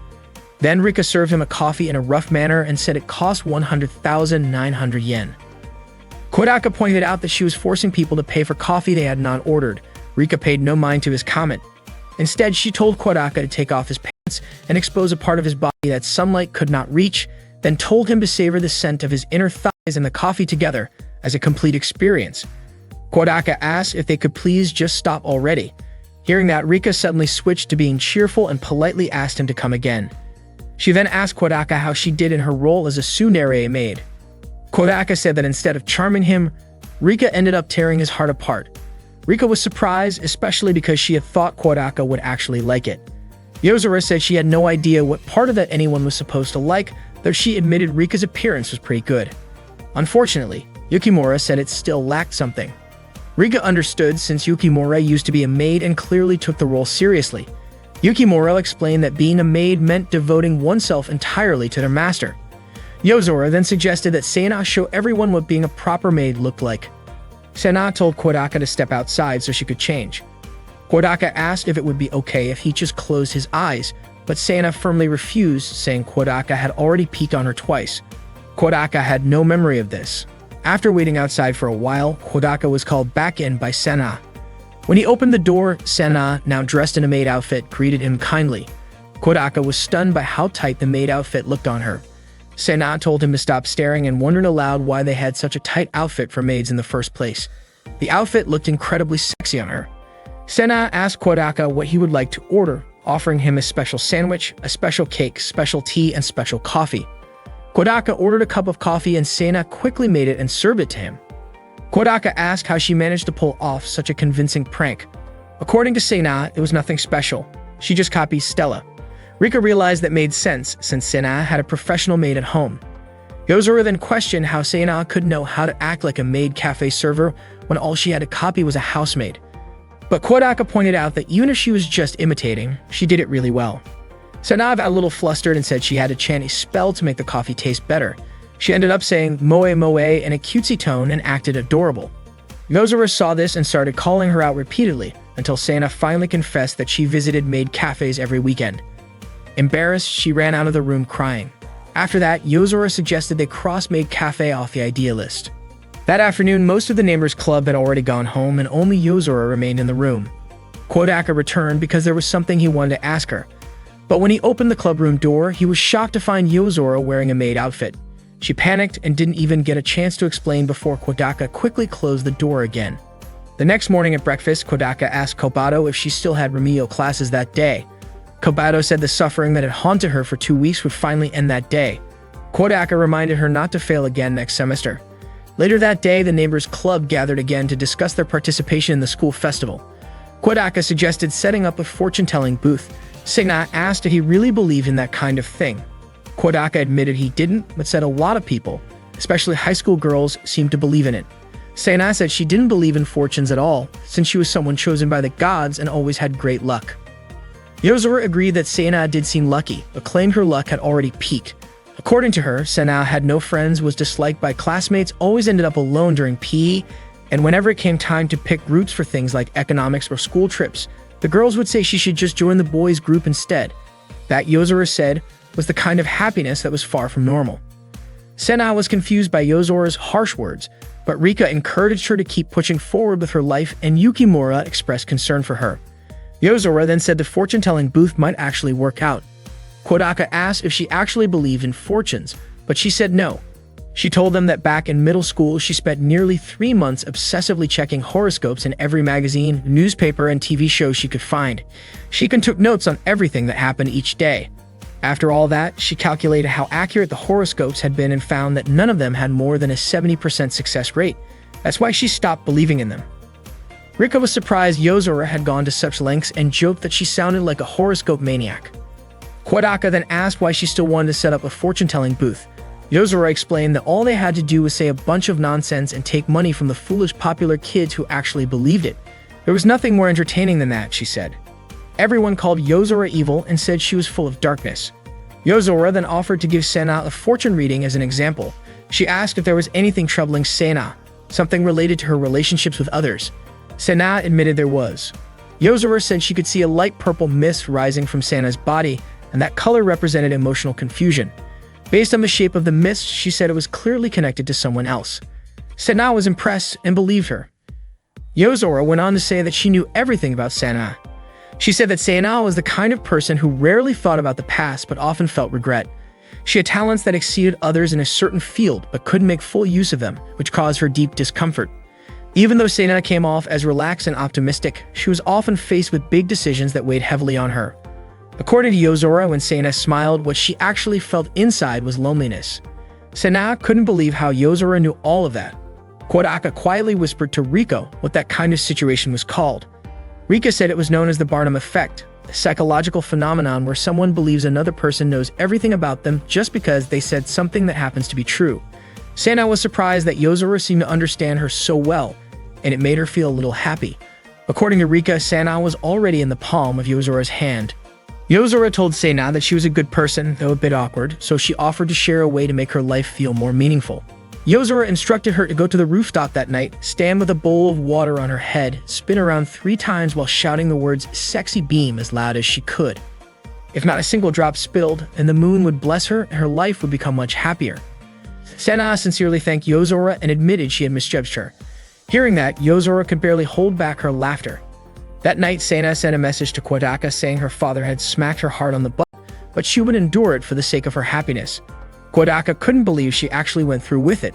Feeling bad for her, he suggested she look up what the Barnum effect really meant. The next day, Sena shouted Yozora's name in frustration. She scolded Yozora for tricking her, but Yozora acted like she had no idea what she was talking about. Sena said all of Yozora's predictions from the other day were just nonsense. Kodaka told Sena not to feel too down about it. He pointed out that doing weird things and getting yelled at by her dad wasn't exactly out of the ordinary. Sena said that wasn't what upset her. What hurt was that, for a moment, she had actually felt happy, thinking Yozora understood her. Through tears, she called Yozora an idiot. Kodaka then suggested they all head to the clubroom. As soon as they opened the door, Sena's mood instantly lifted when she saw Kobato.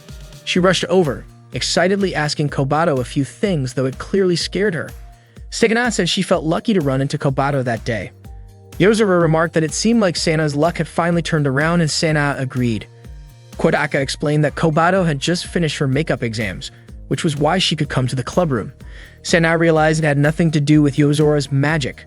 She admitted she really hated how Yozora just did whatever she wanted, but she decided to forgive her since Kobato was there. Kodaka gently patted Kobato on the head and greeted her. Rika then asked if they were still planning to run a fortune-telling booth for the cultural festival, mentioning she had brought some reference books just in case. Yozora suggested they should just drop the whole fortune-telling idea. At that moment, Kodaka remembered that Kobato's birthday was coming up next week on October 18. When he mentioned it, Sena immediately said they had to throw a birthday party for her. That day, Sena sent a message to Kodaka to let him know about Kobato's birthday. She asked him to come with her to Nagaya to buy a birthday present for Kobato. Kodaka agreed, and they decided to meet at Tuya Station on Sunday at 1 p.m. Not long after that, Rika sent a message to Kodaka. She said she had seen a lot of utility poles on both sides of the road, which got her excited as she imagined being bound tightly to them. Kodaka replied with a blunt, noisy. Then Rika told him to read the first letter of each sentence in her message. When he did, it turned out the message was actually a hidden invitation for a date the next day. Of course, Kodaka immediately turned her down. However, Rika begged him to help her choose a birthday gift for Kobato. Shortly after, Yukimura also sent him a message. It was written rather formally with a long opening, but the main point was that she wanted Kodaka's opinion on what kind of gift would be good for Kobato's birthday. That Yozora sent a message too, asking Kodaka to help her pick out a birthday gift for Kobato the next day. Her message was also quite long and made Kodaka too lazy to read it properly. On Sunday, Kodaka and his friends gathered at Tuya Station. Once everyone was there, Kodaka suggested they go together. Inside the train car, Yozora asked him why everyone had ended up tagging along. Kodaka explained that since they all wanted to get Kobato a present, he thought it would be better if they just chose the gift together. Sena admitted she didn't really mind, but she also didn't exactly like it. She was upset at how casually Kodaka acted, as if it was nothing. Unfortunately, Kodaka didn't understand what Sena meant. Rika noticed how things had turned out and wondered why Kodaka hadn't picked up on it. When Kodaka called her name, she instead commented that she found him pretty interesting. Kodaka then asked why Rika was wearing a lab coat. Rika asked if there was anything wrong with her outfit. Kodaka pointed out that she had been changing her hairstyles lately, but not her clothes, and said it seemed a little weird. He also mentioned that she seemed to be focusing more on what's underneath, which made her look fuller. Rika was surprised that Kodaka had noticed.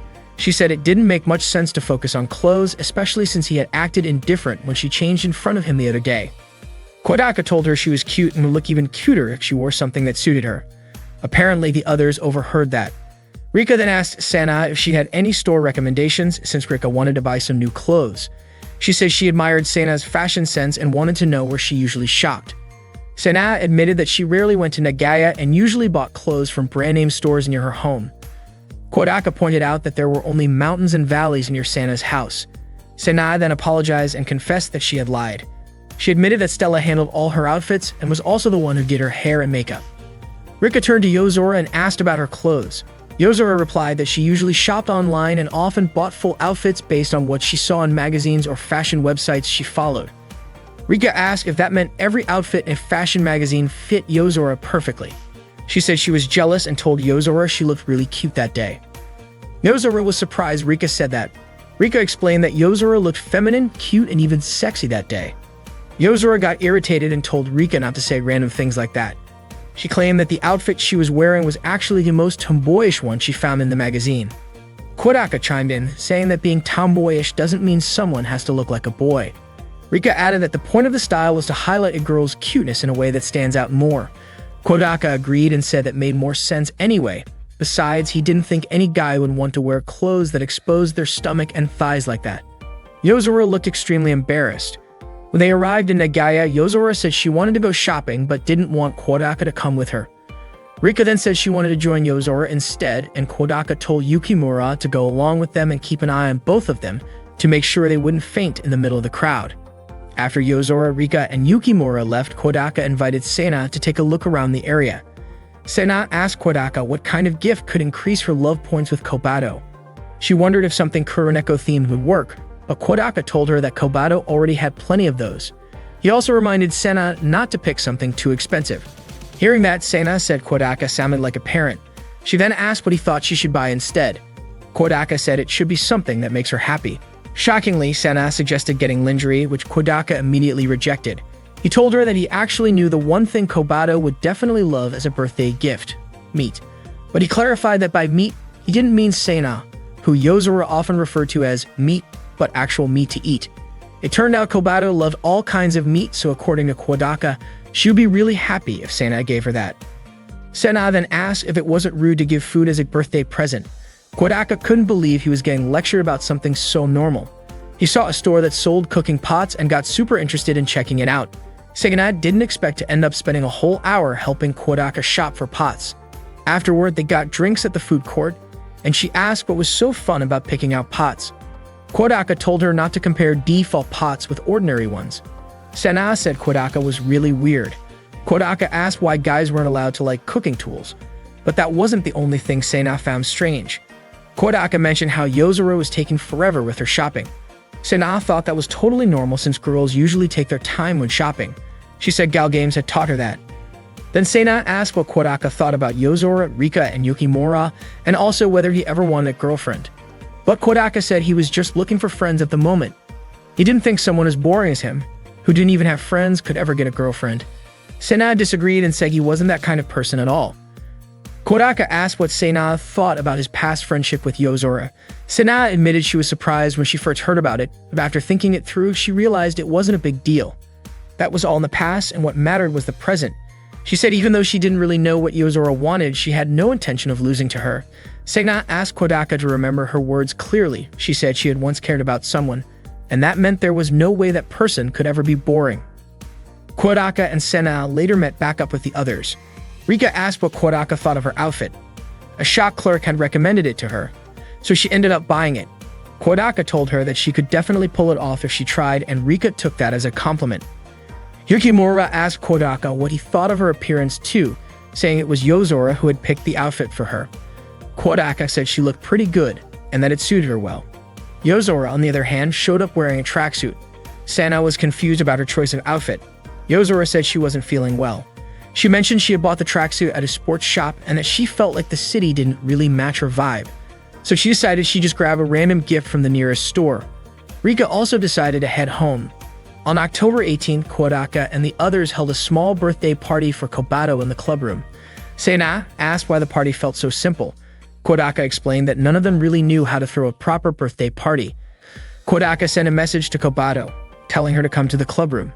Not long after, a message tone rang out just outside the door, and Kodaka was surprised. Kobato was already there but hadn't come in.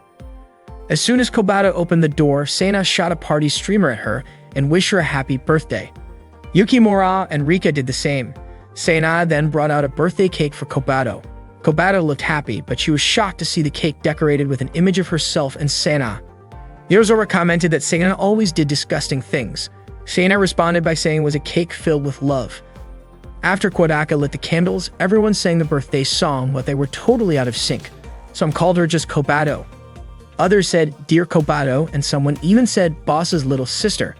After that, Kobato blew out the candles with a smile, and they all ate the cake together. Yozora intentionally smashed the part of the cake that had Santa's face on it.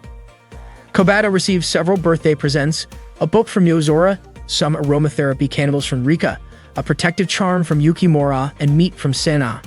Seeing that, Yozora called Sena a cannibal. Kodaka then told Kobato that he would make sukiyaki for her that night. Sena told Kobato to think about her while eating, so it would taste better. On the way home, Kobato was so excited about the sukiyaki that she could hardly wait. It was clearly a beautiful day for her, and she looked truly happy. Kodaka told Kobato to go home ahead of him since he needed to buy ingredients for the sukiyaki. That night, he caught Kate sneaking around near his house. Startled, Kate asked why Kodaka was there. Kodaka replied that it was his house and asked what she was doing there. Kate explained that she thought it would be fun to play hide and seek inside, but Kodaka obviously said no. Not long after, Maria appeared and greeted Kodaka. Kodaka asked if Kate had brought her over, and Maria confirmed it, surprised to see that Kate was still there. Kate reminded Maria that she had said she would owe her forever, and Maria immediately ran inside the house. Kodaka invited Kate to join them for sukiyaki, and of course she didn't turn it down. Kobato couldn't believe how such a perfect day was now being interrupted by Maria.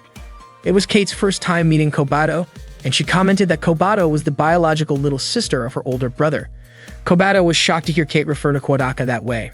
Frustrated, she complained that Kodaka kept getting more little sisters. Kodaka tried to calm her down, explaining that it was Kate who chose to call him that. He then asked why Maria suddenly wanted to visit their house.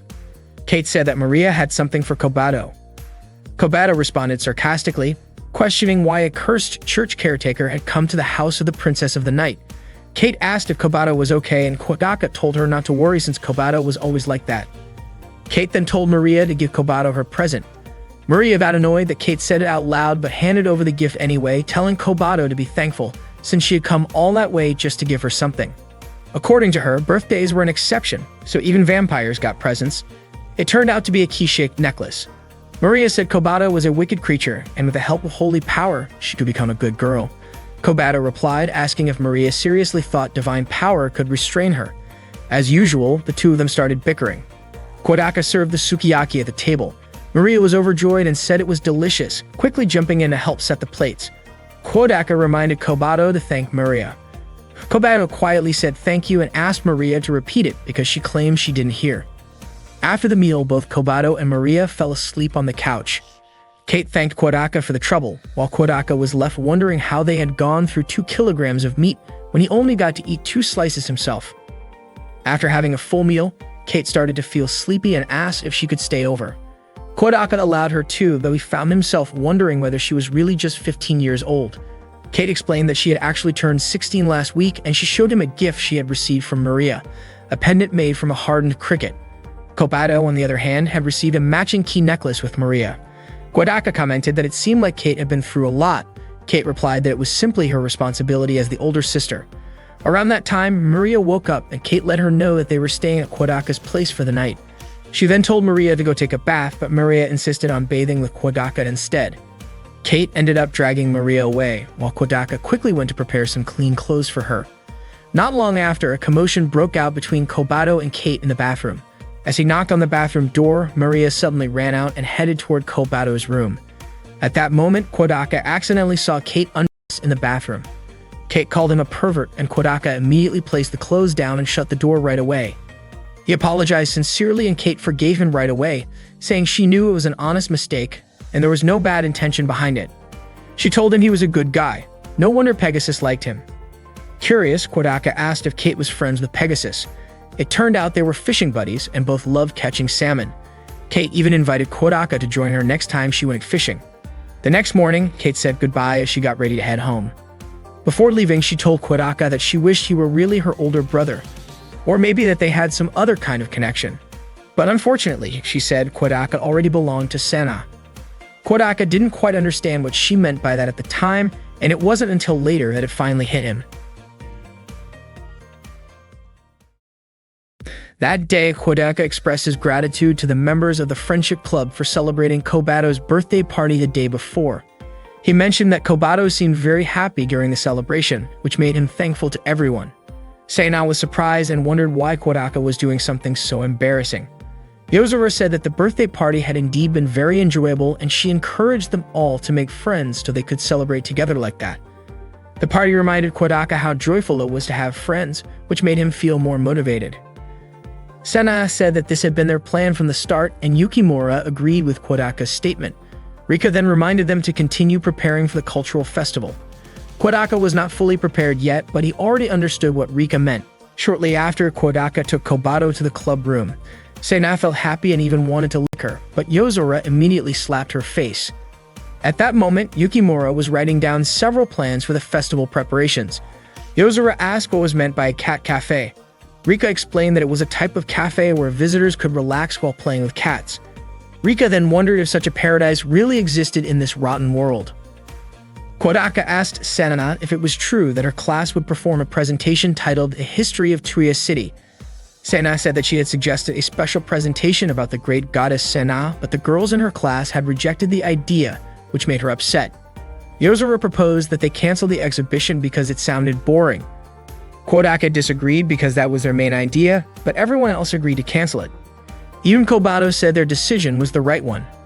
Kodaka asked Kobato why she was not helping with the cultural festival preparations at her school and what her class would be presenting. Kobato said it was none of their business. Kodaka threatened not to make her meet Raymond again if she did not tell him. Kobato laughed and said Kodaka was bold to treat the Great Night Queen, racist v. Felicity Sumeragi, like that. Kodaka even mentioned that he was going to eat all the leftover meat from yesterday.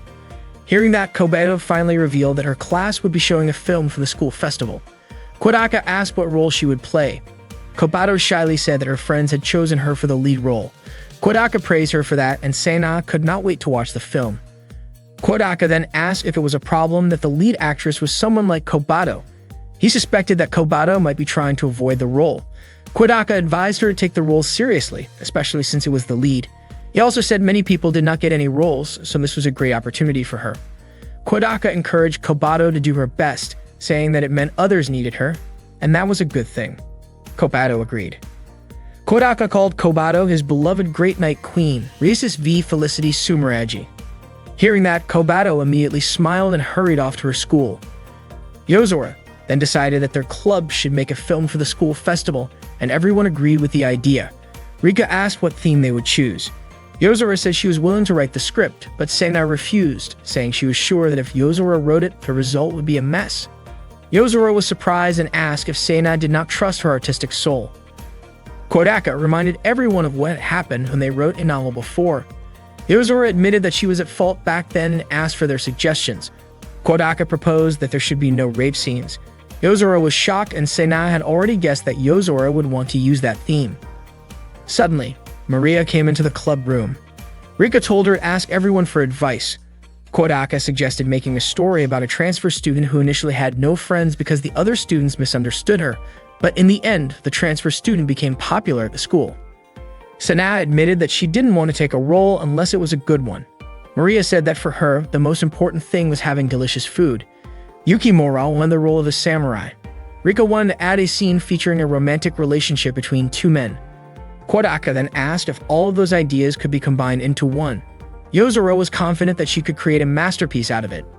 That night, Yozora sent a message to Kodaka. As usual, her message was very long-winded, but the main point was that she wanted to invite Kodaka to watch a movie for reference. She sent another message saying she didn't want to watch it with a lot of people and forbade Kodaka from contacting anyone else. Kodaka agreed to that. The next day, Kodaka and Yozora met at Tuya Station. Kodaka was surprised to see Yozora wearing an all-black sports outfit, the same one he had bought for her before. Kodaka asked which movie they were going to watch, but Yozora said she hadn't decided yet and suggested they pick one randomly. Yozora picked a movie, and to their surprise, it contained a lot of explicit scenes. After the movie ended, Kodaka asked if Yozora had gotten any ideas. Yozora said obviously not, and she hadn't expected the movie to be so risque. She wondered if Kodaka wanted to try doing those kinds of things, but then quickly dismissed the thought. Instead, she invited Kodaka to have some tea before heading home. Kodaka pointed out that the cafe was in the opposite direction, but Yozora said there was a specific cafe she wanted to visit. It turned out that Yozora wanted to go to a cat cafe. She looked really happy playing with the cats there. Kodaka commented that Yozora must really like cats. According to Yozora, there was no person who hated cats. Kodaka asked if she kept a cat at home, but Yozora said she lived in an apartment. Even if she didn't live in an apartment, she still wouldn't be able to keep a cat. Kodaka asked why that was. Yozora mentioned if Kodaka still remembered Night, the black cat they often played with when they were little but suddenly disappeared. Yozora admitted she had been very sad about losing something important in her life. That was why she didn't want to get into relationships if it would only hurt her, but she didn't mind if it was just for fun. After that, Yozora said goodbye and asked Kodaka to wait for her until she finished her script. Before leaving, she said the day felt like it was 10 years ago. Kodaka said it was like reminiscing about the past. The next day, Yozora had finished her script and said she had completed it perfectly. Rika asked if they could start making the movie right away. That day, Rika was dressed like Reese's V, although she couldn't say the full name properly. Sana called her a fake. They all read the script Yozora had written. Sana and Yukimura said the script was really good, and Rika couldn't believe it was actually written by Yozora. Kodaka called Yozora a genius because the script was really well done. Rika decided to use that script for their movie. Yozora had already decided on the cast. Of course, Yozora herself would play the lead role Kuya. Kodaka would play Hirotaka, the transfer student and Kuya's childhood friend. Sana would play Sana, the class center of attention who always opposed them until the end. Yukimura would be Nobuyuki, a shy boy who admired Hirotaka. Rika would play Sarika, a girl who kept teasing Hirotaka and Kuya. Maria would play Mary, Hirotaka's little sister who really hated her older brother. Sana objected, asking why Yozora had to be the lead while she herself had to play the villain. Yozora said she had read the entire script and chosen the cast accordingly. In her opinion, the character Sana was striking and the center of attention in the class. Yozora hated to admit it, but Sana was the perfect fit for that role. Although Sana's personality wasn't very likable, she was a good girl and had a lot of important scenes. Yozora said that role was quite good and Sana finally agreed. Suddenly, Rika said that while picking roles based on habits might be fine, if they did that, then Kodaka was given the wrong role. In the script, Hirotaka was a 17-year-old young man who was honest, mature, responsible, easy to communicate with, had a great sense of humor, and was sociable. He was smart, tall, athletic, with a handsome face. According to Rika, Kodaka did not resemble that character at all. Yozora did not expect Rika to notice that, and Sana even agreed that Kodaka didn't fit the personality of Hirotaka. Maria went further, saying Kodaka really wasn't cool at all. Then Rika asked why Yozora chose Kodaka to play Hirotaka. Yozora explained it was because Kodaka was her childhood friend and Hirotaka was Kuya's childhood friend, so she decided to have her own childhood friend play that role. Rika asked if that meant if Yozora wasn't playing Kuya, there was no reason for Kodaka to play Hirotaka. Rika then suggested they choose the cast based on voting and Sana quickly agreed. Yozora asked them not to decide so casually.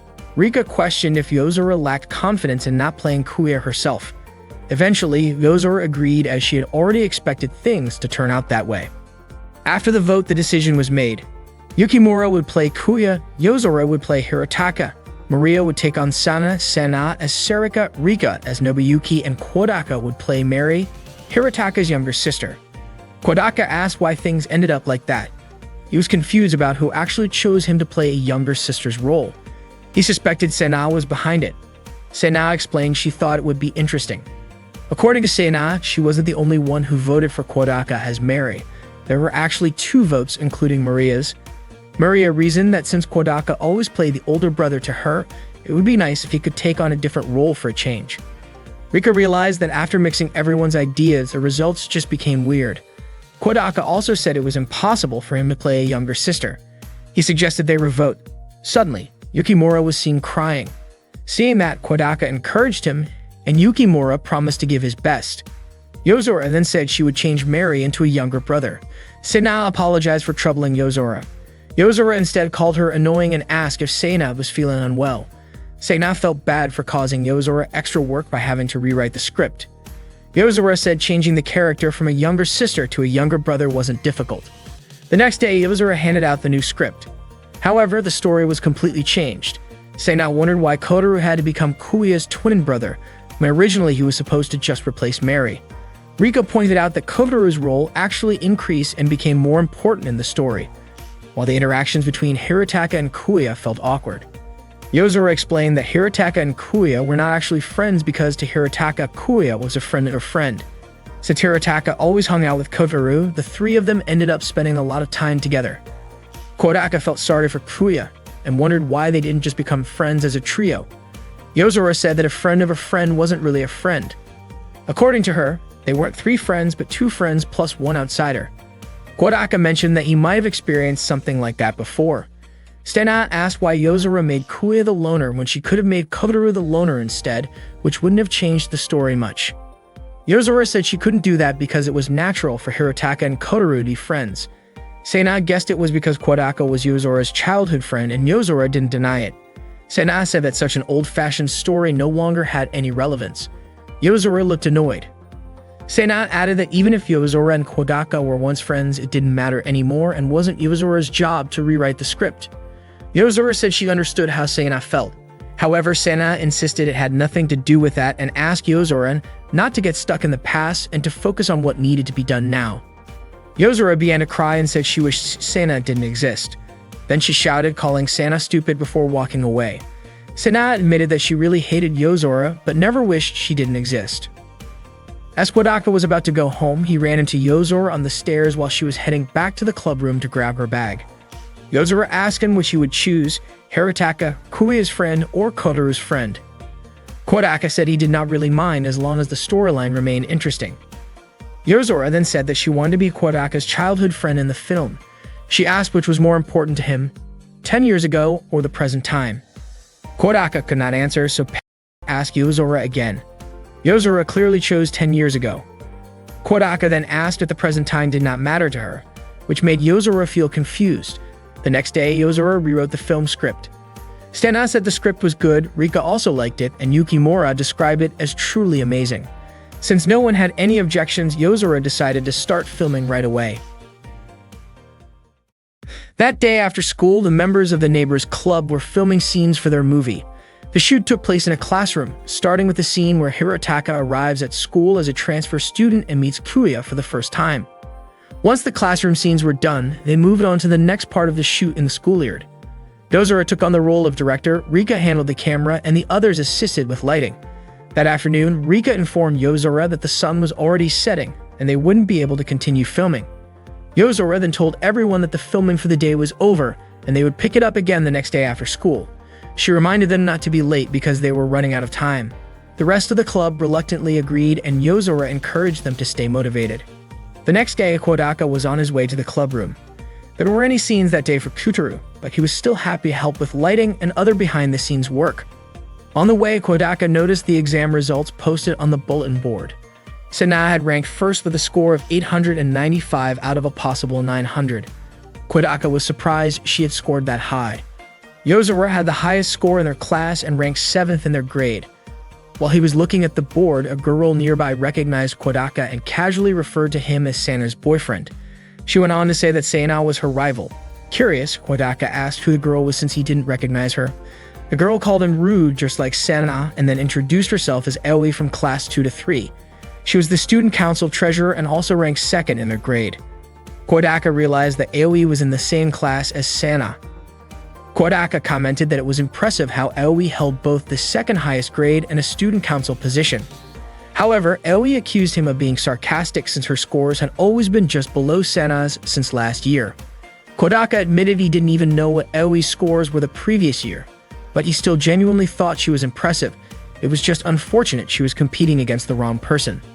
Aoi confessed that she really wanted to surpass Sena's grades. She explained that Sena had it all: beauty, perfect grades, athletic talent, a wealthy family, popularity, and now a boyfriend. To Aoi, it felt like Sena lived a completely charmed life. Kodaka clarified that he and Sena were not dating at all. Still, Aoi insisted there was something special between them since they called each other by their first names. She said that even the boys in her class referred to Sena as Miss Sena Kashiwazaki out of respect.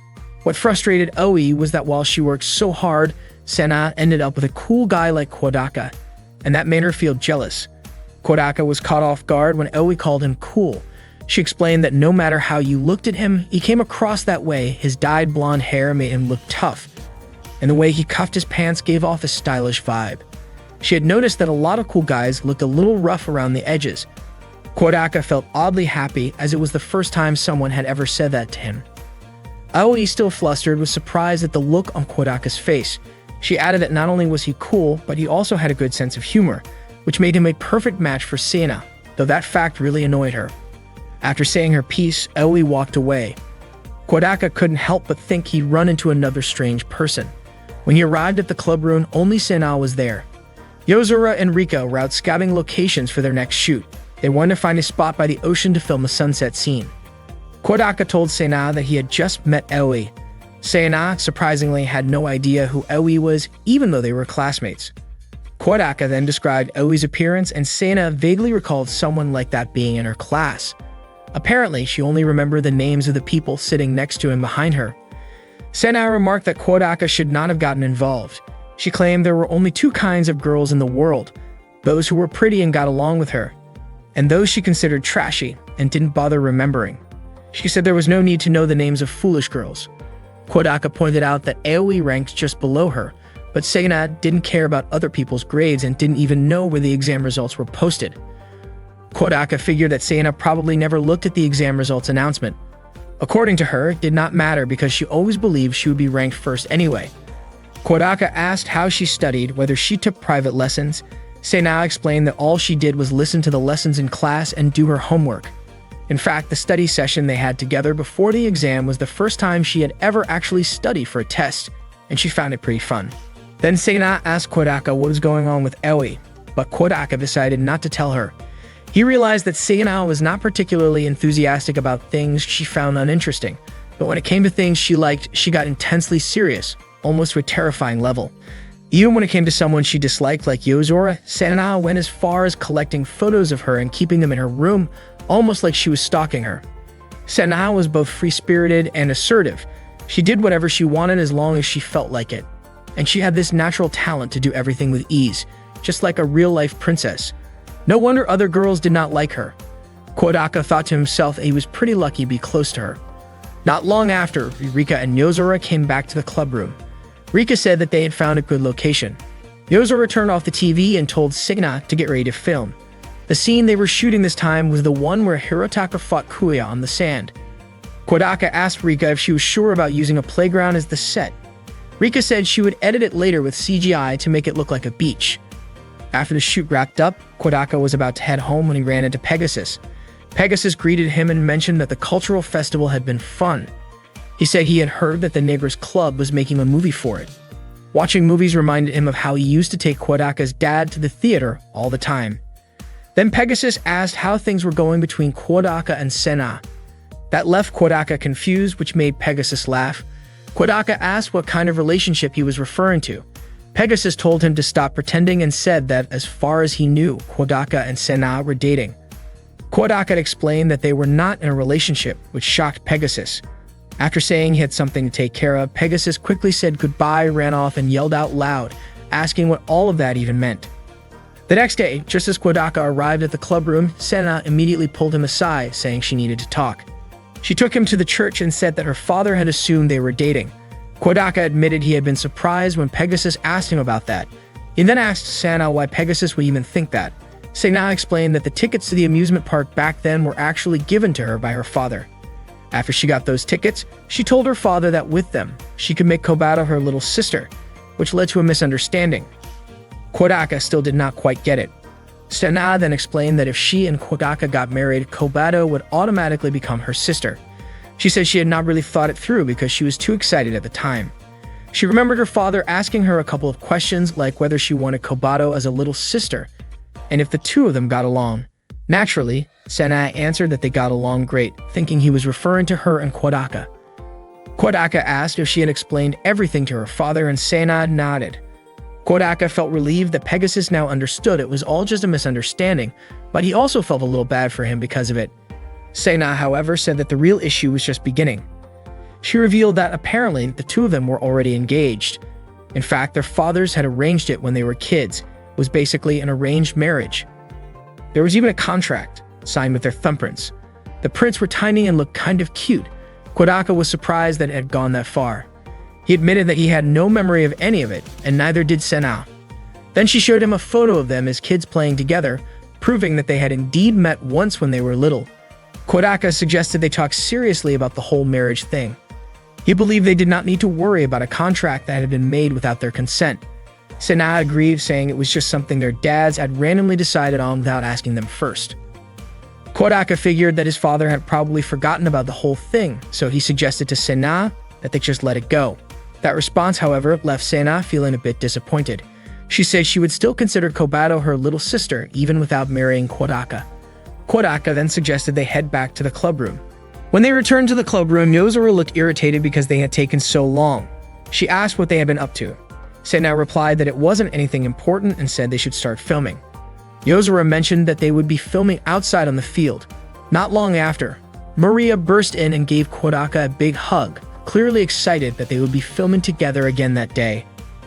Suddenly, Kodaka remembered what Kate had said before, how he already belonged to Sena. He still didn't understand what she meant by that. Then, out of nowhere, Maria said her older sister had told her that Kodaka and Sena were getting married. Both Kodaka and Sena were shocked. Maria clarified that she meant they were engaged, adding that since Kodaka was already an adult, it made sense. Yozora immediately asked what that was all about. With no other choice, Kodaka and Sena explained the situation. Yozora was stunned to learn that they had been engaged since childhood and had known each other for a long time. Kodaka explained that it didn't have anything to do with who they were now. Yozora then turned to Rika and asked which relationship she thought was deeper, childhood friends or an engagement. Rika answered that most people would probably say being engaged is more meaningful, especially considering that Kodaka and Sena have met as kids, which technically made them childhood friends too. Yozora admitted that made sense. Sena got frustrated with both Rika and Yozora's attitude. She insisted that their engagement had nothing to do with the present situation between her and Kodaka. In a moment of irritation, she smacked Yozora in the face, telling her to snap out of it and urging everyone to get on with filming. Then she stormed off to continue shooting the movie. Rika told Yozora that it was probably best not to dwell on the past or decisions made by their parents. She then went after Sena to help with the next scene. It was time to film the part where Kotaru tells Kuya that Hirotaka is in trouble. After that scene wrapped, Kodaka approached Rika to ask what she thought of the performance, but they both noticed that Yozora still looked down even after filming. Rika encouraged them to move on to the next scene. As the day drew to a close, Kodaka and the others wrapped up the day's filming. Later that day, Kodaka was walking home when Kate called out to him. Kodaka told her that she'd caused him a lot of problems. He ended up telling her everything. Kate apologized, saying it wasn't just her who knew about the engagement. Pegasus had apparently been telling everyone about it whenever he got the chance. So she figured most of the teachers and nurses probably already knew, and maybe even some students as well. Kodaka couldn't believe it. Kate suggested that Pegasus was probably just overly excited, and she finally understood why he had been acting so energetic lately. She also mentioned that she'd heard Kodaka and the others were making a film, and asked what it was about. She said she couldn't make sense of the explanation Maria had given her. Kodaka told her it was a story about how a transfer student experiences changes in their environment. He described it as something like The Sun Over the Hill, a classic Japanese coming-of-age movie which he really enjoyed. Kate encouraged him to watch it. Kodaka said maybe it could serve as a good reference and that he considered checking it out. That night, Kodaka watched the movie all the way through. He was stunned to realize that Yozora had copied the entire thing. That day, Yozora admitted she had plagiarized and her friends put her on trial for it. Rika looked furious and asked how Yozora could do something so foolish. Yozora assumed everyone else was too clueless to notice, so she thought she'd get away with it. Rika looked like she was about to lose it and nearly hit her, while Yukimura called Yozora an idiot. Yozora begged everyone to forgive her. Rika then asked what they were supposed to do next. Sena wasn't willing to cancel the film and start over with a new original script. But according to Rika, they didn't have enough time to create a brand new story. It turned out that Sena had secretly written her own version of the script just in case Yozora didn't deliver something decent. Yukimura complimented Sena, calling her amazing, and Maria praised her for being so well prepared. Sena then ordered Yozora to get on her knees and thank her. She also asked Yozora how it felt to get caught plagiarizing, especially since they'd be filming based on her script now. Yozora clearly looked annoyed, while Sena jumped around gleefully, calling her a useless animal. Sena told Yozora to make up for what she did by giving it her all in the movie. They started filming at an amusement park, where Yozora had to play the role of a witch. She was visibly annoyed about having to wear such a ridiculous outfit in public. Sena couldn't care less about Yozora's complaints and quickly ordered her to start the battle scene with Yukimura, who played a samurai. During the fight scene, Yozora suddenly grabbed Yukimura's body to attack her. Watching this, Rika got overly excited and yelled out that Yozora should defeat Yukimura and take her to bed, a comment that was clearly exaggerated and not appropriate, but played for absurd comedic effect. Sana then told Yozora to explode herself in the scene. Yozora was confused about how she was supposed to do that. Rika stepped in and told Sana the explosion would be added later with CGI. Later on, Yozora and Maria practiced their acting together while enjoying lunch. The script was titled The Legend of the Great Kashiwazaki Suina. Sana's version of the story included everything: school life, friendship, singing, magic, superpowers, samurais, robots, space wars, and even romance between male characters. Kodaka was surprised that Sana actually managed to cram it all in. After the shoot, Rika asked Kodaka to help her carry their film equipment back to the science lab. She apologized for the trouble. It was the first time Kodaka had ever walked down the hallway with her like that. Once they arrived at the lab, Kodaka said he hadn't been there since the day they first met. Rika pointed out it had been exactly 122 days since he last came, and even more precisely, 122 days, 8 hours, and 30 minutes. She then invited Kodaka into a room called Sex Sigma. Kodaka was impressed to see the door open with a card reader. Rika explained that she used to have a fingerprint scanner and voice recognition installed like a real secret base. Once inside, Kodaka was amazed by what the room looked like. Rika mentioned he was the first person she had ever let into that room. She seemed confused as to why his reaction was so calm, saying most guys would be thrilled to be allowed into a girl's personal space like that. Kodaka replied that the room was way too messy for what he imagined a girl's room would be. After dropping off the equipment, Kodaka encouraged Rika to finish her editing work. Before he left, Rika wanted to show him some of the visual effects she added to the video. She played a clip of the fight scene between Yukimura and Yozora. The footage now included superpower effects, shields, fire blazing from Yozora's body as the witch, and even flying and vanishing effects. Kodaka praised her work, saying she did an amazing job, and the compliment made Rika blush. When he asked if it was hard to create all those effects, Rika admitted it took a lot of effort. Kodaka apologized for giving her so much extra work, but Rika said even though it was tough, she genuinely enjoyed doing it. Rika had previously worked for game and film companies, but this was her first time doing something together with people her own age, and that made her really happy. Kodaka noticed the club's photo album, and Rika showed it to him while apologizing for secretly taking pictures of everyone. Kodaka called her a pervert, but Rika quickly asked him not to get the wrong idea. She reminded him that they had played Romancing Saga together before, and at that time she took pictures of all their friends as references for 3D models. Kodaka hadn't realized that Rika was actually serious about preparing that game for everyone. Feeling a bit embarrassed after being found out, Rika lowered her head. Kodaka then said goodbye and started to head out. Just before leaving, he quietly glanced back at Rika from the doorway. He remembered how she said she truly enjoyed playing a game together with others for the first time. In Kodaka's mind, out of all the club members, Rika might be the one who had worked the hardest to make friends. The next day was the school festival at Kobato's middle school, Chronica Academy. The school grounds were packed with food stalls, a maid cafe, and a bunch of other booths. Maria got excited when she saw a bear mascot. Apparently, it was her first time ever seeing a school festival, since her own schooling so far had only focused on studying. Kodaka and the others headed toward the audio-visual room to watch the movie made by Kobato's class, which was scheduled to start at 10 a.m., just 5 minutes away.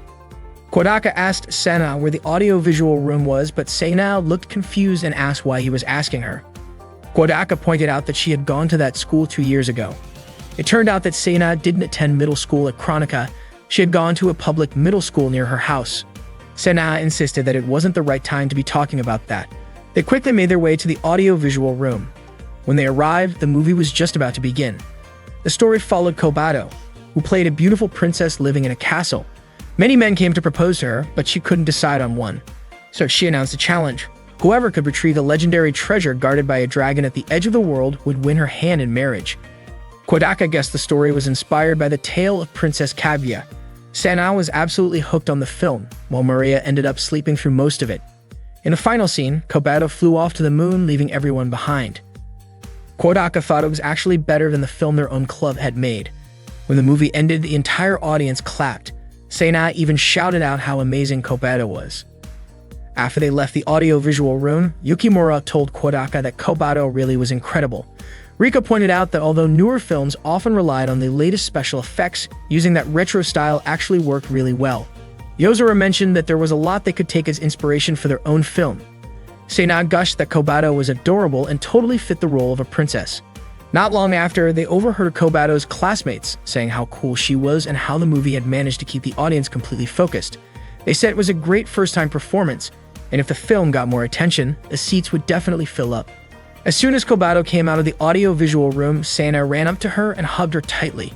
She said she had missed Kobato so much and called her adorable, a princess, and an angel. Kobato asked Sena to let go and was confused about why Sena was at her school. She had specifically told Kodaka not to come to the festival. One of Kobato's classmates, Miki, approached Kodaka and asked if Kobato wasn't amazing. Kodaka agreed and praised the film. Then she called out to Kobato, saying her big brother had just said their movie was really good. Kobato felt embarrassed and immediately ran back into the classroom. Kodaka apologized to Miki, explaining that Kobato had always been like that. He then asked if Kobato was actually that popular at school. Miki told him that Kobato wasn't just popular in her class, she got tons of fans all over the school. She added that many of them had tried hard to become friends with her, but Kobato didn't seem interested in them at all. Even though they had repeatedly said how much they liked her, she never took it seriously and would avoid them whenever they tried to get close. Mikey thought it was Kobato's shy and reserved nature that made people like her even more. After hearing that, Rika commented that Kodaka and Kobato were definitely siblings. They were a lot alike. Just then, Maria suddenly looked down and said that things weren't fun anymore. Even when they were in the neighbor's club room, she still looked gloomy. Suddenly, Kobato entered the club room and said she admired everyone's patience. As soon as Maria saw her, her mood completely changed. She lit up and shouted excitedly that she was going to defeat that vampire Kobato. Maria quickly ran up to her and got in her face. Kobato asked why Maria was always bothering her, though she didn't even get a chance to finish her sentence. Sena jumped in and suggested they film a scene that was really important to Kobato. It turned out that Kobato had gotten a role in their movie. Sena explained that they were going to reshoot a scene Kodaka had originally done and Kobato would be taking his place. Kodaka was shocked to find out that he had only been a stand-in. It was the perfect time to shoot since the sun was about to set. Even though Kobato and Maria were always at each other's throats, they both looked super cheerful. All the members of the Neighbors Club quickly headed to the filming location to shoot Kobato's scene. The day of the sports festival finally arrived. All the students gathered on the field for the opening ceremony. As the student council president, Hinata gave a speech to kick off the event. She encouraged everyone to give their best and show the results of all their training. That was the moment Kodaka realized that the student council president was a girl. After the ceremony, there was a short break before the activities began. Kodaka noticed Yozora sitting alone and decided to approach her. Yozora admitted that she wanted to go home already and felt like she should have just skipped the event. She said she didn't want to see that person early in the morning. The person Yozora meant was Hinata. Kodaka asked if she had some kind of problem with the student council president. Yozora told him that she had never even spoken to Hinata before, but she still hated her to death. She despised Hinata because she was so popular and had held the position of student council president for the past 2 years. Yozora said Hinata was incredibly athletic, the star of almost every sport, and no matter how busy she was, she never turned down anyone who needed help. Naturally, she was adored by all the underclassmen. It sounded like Hinata was a genuinely good person. But in Yozora's eyes, Hinata was the embodiment of true popularity. That was when she realized that Sena was nothing in comparison and just looked like a fool. Yozora believed the crown of popularity should have been hers instead. She thought the most fitting nickname for Hinata was King Lear, a reference to the term Ria-ju, meaning someone who's successful in real life, combined with one of Shakespeare's 4 great tragedies. There was a tragic story about the downfall of a king caused by a bad decision, where almost every character ended up dead. Yozora felt like the name reflected her hope that Hinata's life would also end in tragedy. Talking about Hinata made Yozora feel sick, and she said she wanted to go lie down in the student infirmary. Kodaka understood clearly then, Yozora really hated popular people. At that moment, Kodaka noticed Rika up on the rooftop and decided to go after her. When he got there, Rika asked why he had come up, but instead Kodaka turned the question back to her and asked why she was there alone. Rika said she was just getting some fresh air. Kodaka was surprised by what she was wearing. Rika had assumed everyone would be dressed in matching outfits, so she had put on a super revealing gym outfit. Kodaka asked why she hadn't joined the opening ceremony. It turned out she had some unfinished work to do. But even if she didn't, she still wouldn't have gone to the ceremony anyway. Kodaka asked if she had stayed up all night again. Rika was shocked he noticed and said she should have worn her fake glasses to cover it up. Kodaka thanked her for all the hard work she had been doing. As soon as he said that, Rika's face turned bright red and she got really flustered. Meanwhile, a race was going on down the field. Using her binoculars, Rika watched Sana compete. She expected Sana to be great at everything, and Kodaka agreed. Sana really was. Then Rika asked how Kodaka felt about Sana. Kodaka said his feelings were nothing special. Sana was just a fellow club member. Rika pressed further, asking if that was really all there was to it, even though the two of them were already engaged. She didn't think Sana felt that way at all. Suddenly, Rika said she didn't like feeling lonely, but at the same time, she was scared of anyone showing affection toward Kodaka. Kodaka pretended not to notice, acted like he didn't hear her, avoided the question, shut himself off, and rejected the idea. According to Rika, Kodaka truly believed that no one could ever have feelings for him. Hearing that, Kodaka assumed she was talking about Kobato. Rika said that if Kodaka wanted, she could keep acting the way she always did, but she also thought maybe it was time to move forward. Before she could finish her sentence, Kodaka asked her to stop talking and quickly left. Just before he walked away, Rika said something else, but her voice was drowned out by a sudden gust of wind. Kodaka asked what she had said, but Rika refused to repeat it. Even though he acted like he didn't hear her, Kodaka already knew what those words were. He had known them for a long time. Kodaka arrived at the neighbor's club room with Kobato and asked where Rika was. Apparently, she had not shown up yet. Kodaka wondered if that meant the movie was still not finished. Yozora mentioned that Rika had messaged her the night before saying she would show something amazing that morning. Kodaka guessed Rika might have spent the whole night editing the film. He immediately left and went to the Sex Sigma room. He knocked on the door and called out to Rika, but there was no response. To his surprise, the door was unlocked, so he stepped inside. That was when he found Rika lying unconscious on the floor. He quickly rushed to help her. Later, Kodaka explained the situation to the others, saying it looked like Rika just had a regular fever. Yozora commented that maybe they had relied too much on Rika. She told the others they should discuss that later because right now they needed to cancel the screening. According to her, they could not show an unfinished movie, and besides, it would not mean anything unless the club members were the first ones to see it. The club members then replaced their event pamphlet with a cancellation notice. While Kodaka was putting up the new notice on the bulletin board, Aoi suddenly shouted at him, telling him not to carelessly remove someone else's flyer. But as soon as Kodaka turned around, Aoi realized who it was. Kodaka explained that he was only replacing his own club's poster because their event had been cancelled. Aoi quickly apologized and said that someone like Kodaka would never do anything shady. Kodaka told her he was flattered by the compliment, since usually people would run off before he could even explain himself. She said Kodaka was honestly the perfect guy, popular, good-looking, and someone who totally deserved to be Sana's boyfriend. Kodaka responded that he was not Sana's boyfriend, they were just clubmates.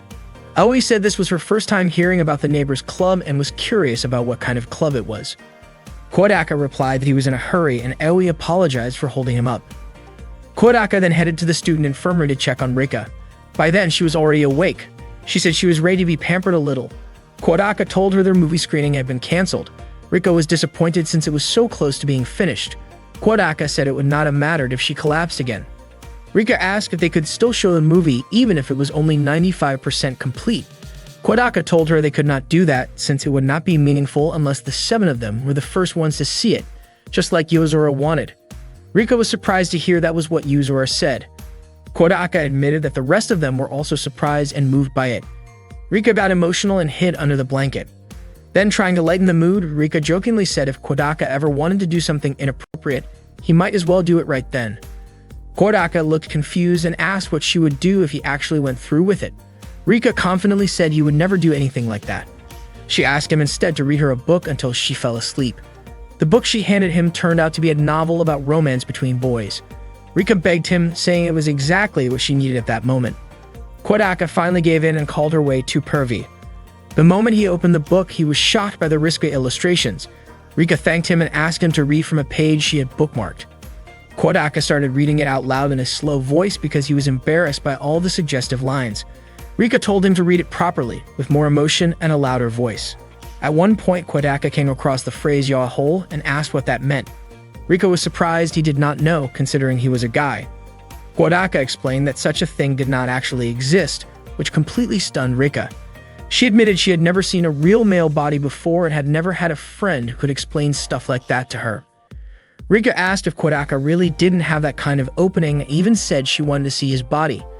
Kodaka immediately smacked her on the head with a book and told her to go to sleep because he was about to leave. Before heading out, you mentioned that they could talk about silly stuff like that because of the neighbors' club, and Rika nodded in agreement. The next day, Rika texted Kodaka saying she had finished editing her movie and asked him to come to the club room as soon as possible. Once everyone had gathered, Rika apologized to her friends for causing so much trouble during the school festival. Yozora said she didn't mind. Yukimura even told Rika not to worry about it. Sana urged her to just go ahead and show the film, and Maria and Kobato could barely contain their excitement to watch it. Everyone was impressed right from the opening scene. The CGI effects looked amazing and made each moment feel incredibly realistic. Just like that, the Neighbors Club's cultural festival came to a close. Not long after, Aoi suddenly walked into the club room. She flung the door open and shouted at them to stop. Everyone was caught off guard by Aoi's sudden appearance. At the time, Sana was happily playing a game by herself. Aoi stormed over to her with an angry look on her face. Sana looked confused and asked the others who the girl walking up to her was. Aoi introduced herself and said she was in the same class as Sana, but Sana honestly had no idea who she was. Aoi pointed out that they had talked a few times in class, but Sana didn't even remember that. Kodaka asked what brought Aoi to their club room. Aoi climbed up onto a chair and started questioning what kind of club it was and why all they ever did was goof around. Yozora explained that they just happened to be taking a break at the moment, but Aoi didn't buy it. She admitted that she had been keeping an eye on their club for a while now. She said she'd been watching them because she was curious about the kind of clubs Sana was involved in. Yozora asked what the problem was with them hanging out and playing games in their club room. She pointed out that every club had its own purpose and Aoi had no right to criticize what they were doing. Aoi replied that she was a member of the student council and it was her duty to make sure students follow the rules. Kodaka whispered to Yozora that Aoi saw Sana as her rival. Yozora responded by saying the Neighbors Club was officially approved by the school and that they were working toward the mission outlined for them: to become good friends with all the students in school under the guidance of God and to wholeheartedly adapt to different situations to build character. In other words, what looked like playing around was actually part of the Neighbors Club's activities.